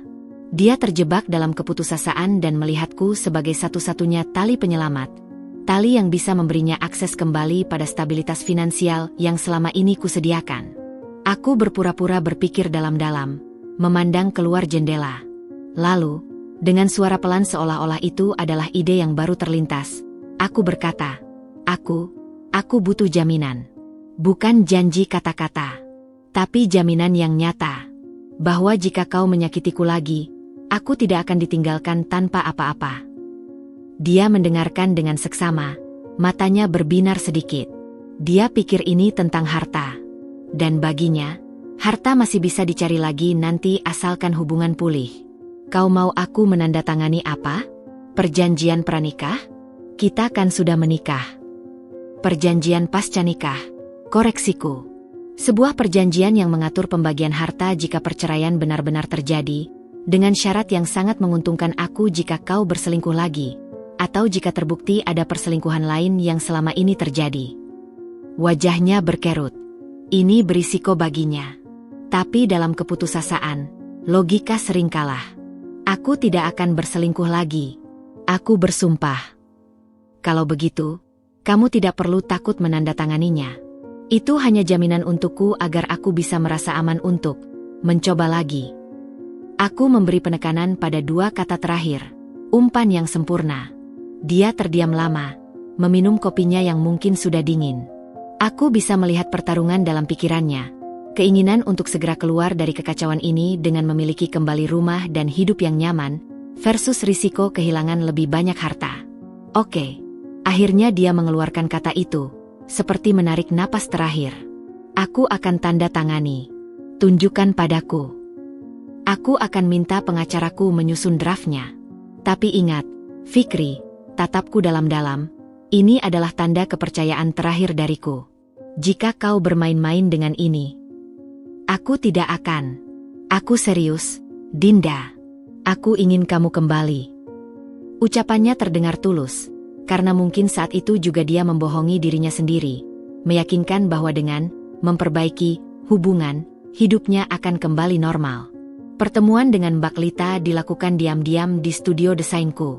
Dia sudah menyiapkan dokumen yang kami bahas sebelumnya, tetapi dengan beberapa pasal tambahan yang bahkan Fikri tidak akan pahami implikasinya kecuali ia konsultasi dengan pengacara yang mahal, yang mana uangnya sudah tidak ia punyai. Pasal 5A. Jelas Mbak Lita saat kami meninjau draft. Jika terjadi perceraian atas dasar perselingkuhan yang dibuktikan dengan bukti sah, pihak suami melepaskan haknya atas 75% dari seluruh aset bergerak dan tidak bergerak yang diperoleh selama perkawinan, termasuk hak atas rumah tempat tinggal. Dan definisi, bukti sah, di sini sudah kita masukkan rekaman suara, screenshot percakapan, dan bukti transaksi keuangan, tanyaku. Sudah. Semua tercantum sebagai lampiran yang menjadi bagian tidak terpisahkan. Begitu dia tanda tangan, dia mengakui keabsahan bukti-bukti itu. Itu adalah trik hukum yang cerdik. Dengan menandatangani perjanjian yang menyertakan bukti-buktiku sebagai lampiran, Fikri secara tidak langsung mengakui perselingkuhannya di mata hukum. Itu akan memperkuat posisiku di pengadilan nanti. Pertemuan penandatanganan diatur di kantor notaris yang netral. Fikri datang dengan wajah letih tetapi dengan harapan palsu di matanya. Dia menyapaku dengan lembut. Dinda. Aku hanya mengangguk. Tidak ada pelukan. Tidak ada senyuman. Notaris menjelaskan isi dokumen dengan cepat. Fikri terlihat ingin bertanya tentang beberapa poin. Tetapi setiap kali ia membuka mulut, aku akan memandangnya dengan ekspresi, ini yang kau minta untuk membuktikan cintamu. Teknik manipulasi emosional yang kupelajari darinya sendiri. Dengan tanda tangan ini, Anda setuju bahwa semua lampiran adalah benar dan sah? Tegur notaris sekali lagi. Ya, saya setuju, jawab Fikri. Lalu dengan pena di tangan, dia menandatangani setiap halaman yang ditandai. Suara pena yang menggores kertas terdengar seperti derit pintu penjara yang sedang dikunci. Dia mengira dia sedang menandatangani jalan menuju rekonsiliasi. Pada kenyataannya, dia baru saja menandatangani pernyataan penyerahan dirinya secara finansial dan pengakuan kesalahan secara hukum. Setelah selesai, dia menghampiriku. Sekarang, bisakah kita mulai lagi, Dinda? Perlahan-lahan. Aku mengambil salinan dokumen yang sudah dilegalisir, memasukkannya dengan rapi ke dalam tas. Lalu, aku menatapnya untuk terakhir kalinya dengan topeng istri yang terluka. Tidak, Fikri. Kita tidak akan mulai lagi. Wajahnya berubah. Apa? Tapi, perjanjian ini, kau bilang. Aku bilang ini adalah jaminan agar aku bisa merasa aman untuk mencoba lagi. Dan setelah membaca ulang semua bukti perselingkuhanmu yang terpampang dalam lampiran itu, aku memutuskan bahwa mencoba lagi adalah hal yang paling tidak aman untukku. Dia membeku, wajahnya memucat lalu memerah. Kau menjebakku. Aku hanya memastikan bahwa jika kau menyakitiku lagi, yang sudah kau lakukan berkali-kali, aku terlindungi. Dan kau sudah menyetujuinya, dengan tanda tangan. Bajingan, hardiknya, tapi notaris segera berdiri. Tuan, harap tenang. Semua ini dilakukan secara sukarela dan sah. Fikri terlihat seperti ingin merobek dokumen itu, tapi salinannya sudah aman di tasku, dan satu lagi di notaris. Dia tertawa getir, penuh rasa kalah dan dikhianati. Ironi yang sempurna. Jadi ini semua sandiwara? Dari awal. Aku belajar dari yang terbaik, jawabku dingin. Selamat menikmati konsekuensi dari pilihan-pilihanmu, Fikri. Proses perceraian akan berlanjut. Dan dengan perjanjian ini, perjalanannya akan jauh lebih singkat. Aku berbalik dan berjalan meninggalkannya di ruang notaris, dengan dokumen yang lebih berharga daripada emas di dalam tasku. Rasanya seperti melepas beban yang sangat berat. Permainan akting terakhir telah usai. Topeng telah dilepas. Tidak ada lagi Dinda yang lemah, yang pemaaf, yang bisa dimanipulasi. Yang tersisa adalah perempuan yang telah membakar jembatan di belakangnya, dan kini siap berjalan di atas puing-puing itu menuju kehidupan baru. Dia telah memberikan aku kemenangan hukum dengan tangannya sendiri. Dan untuk seorang pria yang sangat bangga dengan kecerdikannya, itu adalah kekalahan yang paling memalukan. Kantor Mbak Lita terasa seperti ruang komando menjelang pertempuran besar. Dinding kaca yang menghadap ke gedung-gedung tinggi Jakarta seolah menjadi saksi bisu akhir dari sebuah pernikahan. Aku duduk di seberang meja Mbak Lita. Dokumen perjanjian pasca nikah yang telah ditandatangani Fikri terbentang di antara kami seperti peta harta karun yang baru saja ditemukan. Dia sudah terperangkap dengan sempurna. Dinda, ujar Mbak Lita, matanya tajam di balik kacamata framelesnya. Dengan dia mengakui keabsahan bukti-bukti lampiran, kita tidak perlu lagi berdebat di pengadilan soal ada tidaknya perselingkuhan. Fokusnya sekarang hanya pada eksekusi klausul harta. Tapi dia pasti akan melawan, kataku, menyeruput teh chamomile yang disediakan. Tentu. Tapi dia tidak punya banyak pilihan. Bisnisnya bangkrut, reputasinya hancur, dan pengacaranya yang sekarang saya kenal, bukan tandingan saya dalam kasus perceraian. Ada senyum percaya diri di wajahnya. Yang perlu kita lakukan adalah memberikan pukulan terakhir yang membuatnya tidak bisa bangun lagi. Aku mengangguk. Pukulan terakhir itu sudah kurencanakan, dan waktunya adalah sekarang. Saat Fikri masih linglung dan marah setelah penandatanganan, saat pertahanannya paling rapuh. Aku mengundangnya ke rumah, untuk terakhir kalinya. Aku bilang ada hal penting yang harus diselesaikan secara dewasa sebelum kita berpisah. Dia datang, wajahnya masih membara dari rasa diperdaya. Dia tidak duduk, hanya berdiri di tengah ruang tamu seperti tamu yang tidak diinginkan. Apalagi yang kau mau, Dinda? Uangku sudah habis, reputasiku hancur. Kau sudah mengambil segalanya dengan tipu muslihatmu, gerutnya. Suaranya parau.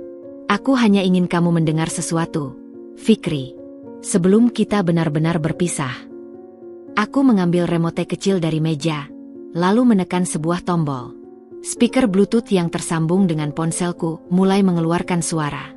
Suara yang sangat akrab bagi kami berdua. Desahan napas terengah, erangan lembut. Lalu suaranya, "Fikri," dengan jelas. "Kamu yang terbaik, Nis. Aku gak bisa nikmatin kayak gini sama Dinda. Dia terlalu polos."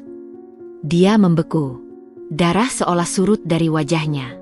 Itu adalah potongan rekaman yang lebih panjang dari yang diputar di pesta. Potongan yang sengaja kusimpan untuk momen ini.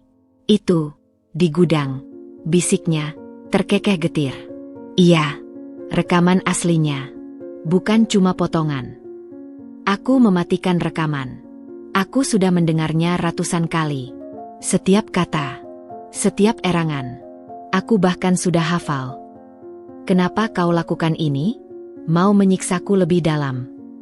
"Aku ingin kamu tahu," kataku, melangkah mendekat, suaraku rendah tapi tajam seperti pisau bedah, "bahwa dari detik pertama aku tahu, aku tidak pernah berniat memaafkanmu.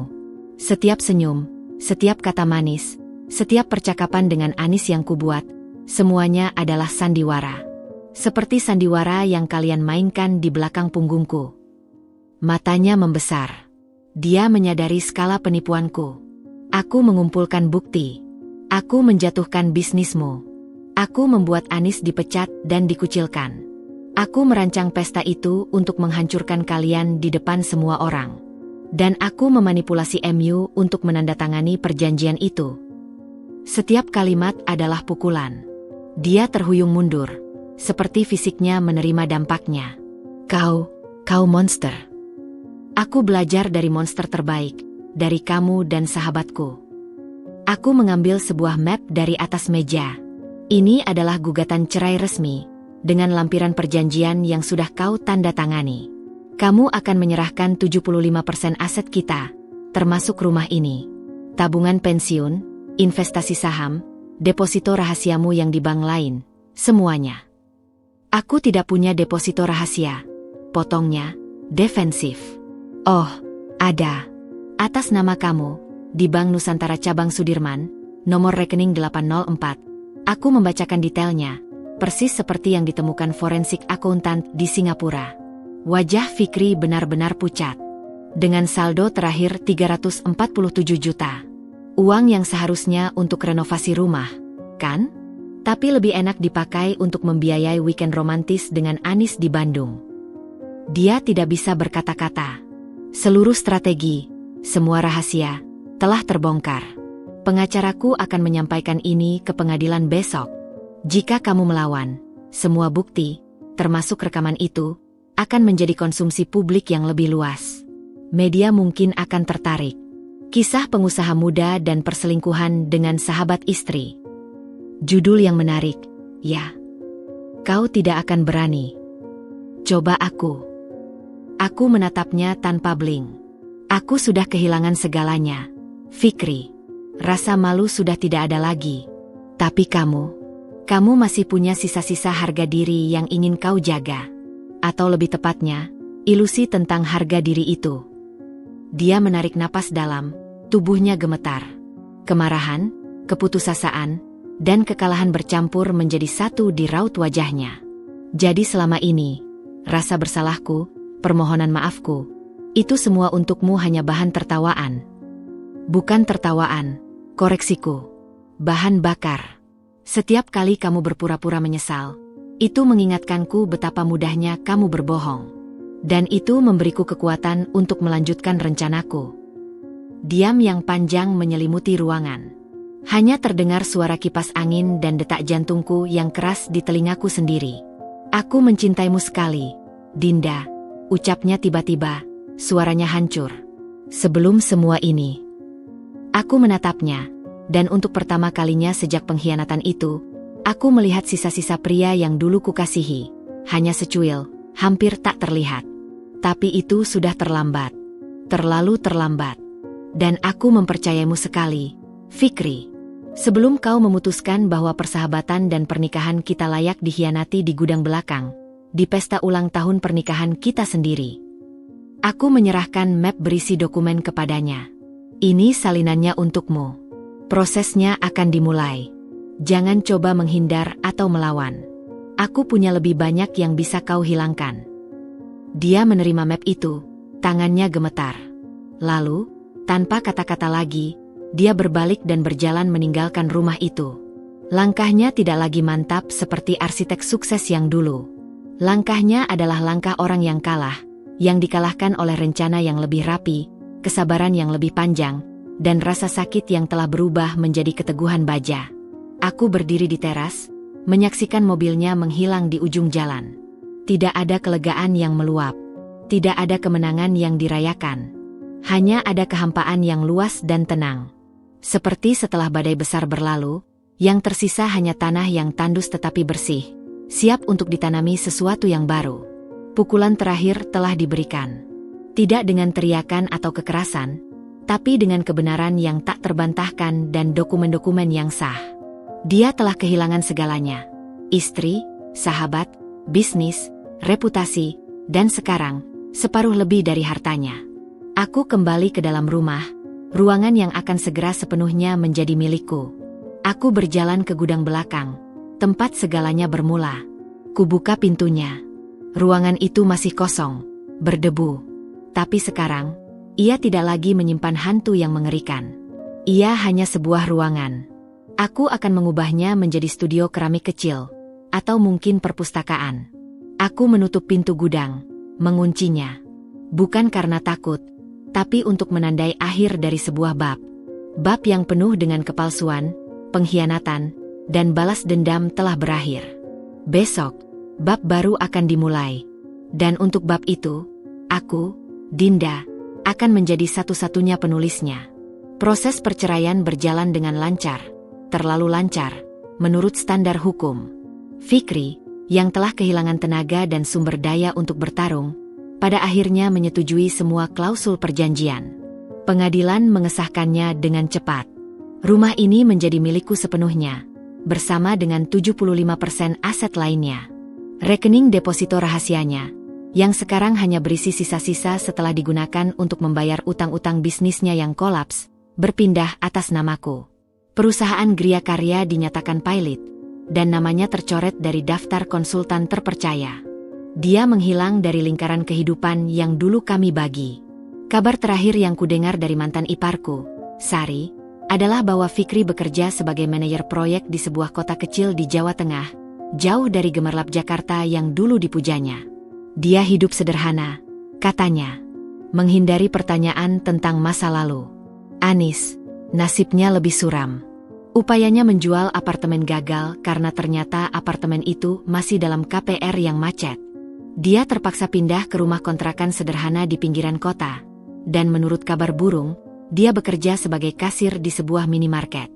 Sosoknya yang dulu selalu ramai di media sosial, kini benar-benar menghilang. Sebuah kehidupan yang jauh dari fantasi mewah yang dibangun Fikri untuknya. Aku tidak merasa bahagia mendengar kabar mereka. Tidak juga sedih. Hanya ada penerimaan yang datar. Karma telah bekerja tanpa perlu campur tanganku lagi. Mereka hidup dengan konsekuensi pilihan mereka sendiri, seperti halnya aku. Hari ini, tepat 1 tahun setelah pesta tahun baru yang mengubah segalanya. Aku berdiri di gudang belakang yang telah berubah total. Dindingnya dicat putih terang, lantainya dilapisi parket kayu hangat. Rak-rak buku memenuhi 2 sisi dinding, berisi koleksi novel, buku seni, dan buku-buku psikologi tentang trauma dan resiliensi. Di sudut, ada sebuah meja kerja kayu besar dengan komputer dan sketsa desain yang sedang kukerjakan. Di sudut lain, sebuah sofa empuk dan pot tanaman besar yang subur. Sinar matahari pagi menerobos melalui jendela kaca baru yang kuganti. Gudang ini tidak lagi menjadi kuburan rahasia. Ia telah menjadi ruang kreatifku, ruang meditasiku, dan ruang yang sepenuhnya milikku. Di sini, aku merancang ulang hidupku. Tiba-tiba, bel rumah depan berbunyi. Melalui CCTV, kulihat seorang kurir mengantarkan paket bunga besar. Aku membuka pintu. Buket berisi bunga matahari, aster ungu, dan eucalyptus. Tidak ada kartu. Tapi aku tahu siapa pengirimnya. Hanya satu orang yang tahu bahwa bunga matahari adalah favoritku. dan bahwa ungu adalah warna yang kukaitkan dengan kekuatan baru. Beberapa jam kemudian, teleponku berdering. Nomor tak dikenal. Halo. Dinda? Ini? Anis. Suaranya lebih rendah, lebih pelan, tanpa nada manis yang dulu selalu dipaksakan. Apa yang bisa kubantu, Anis? Aku hanya ingin mengucapkan selamat ulang tahun. Aku ingat hari ini adalah hari jadimu yang ke-31. Aku terdiam. Di tengah segala kehancuran, dia masih ingat. Terima kasih, jawabku akhirnya. Bunga itu darimu. Iya, bukan bermaksud apa-apa. Hanya sebagai tanda bahwa aku masih ingat. Dan untuk meminta maaf. Lagi, aku tahu itu tidak berarti apa-apa sekarang. Tapi aku benar-benar menyesal. Dinda, aku telah menghancurkan persahabatan terbaik yang pernah kupunya karena keserakahan dan ilusi tentang cinta. Suaranya bergetar. Ini terdengar berbeda dari permintaan maafnya yang dramatis dulu. Ini terdengar seperti seseorang yang telah menghancurkan kacamatanya dan terpaksa melihat dunia dengan mata telanjang. Aku menerima pengakuanmu, Anis, kataku, hati-hati memilih kata. Tapi kita tidak akan pernah bisa kembali seperti dulu. Beberapa kerusakan tidak bisa diperbaiki. Aku tahu. Aku tidak mengharapkan itu. Aku hanya ingin kamu tahu bahwa aku belajar. Dan aku menderita karena itu. Mungkin itu penghiburan kecil untukmu. Kehidupanmu sekarang adalah urusanmu.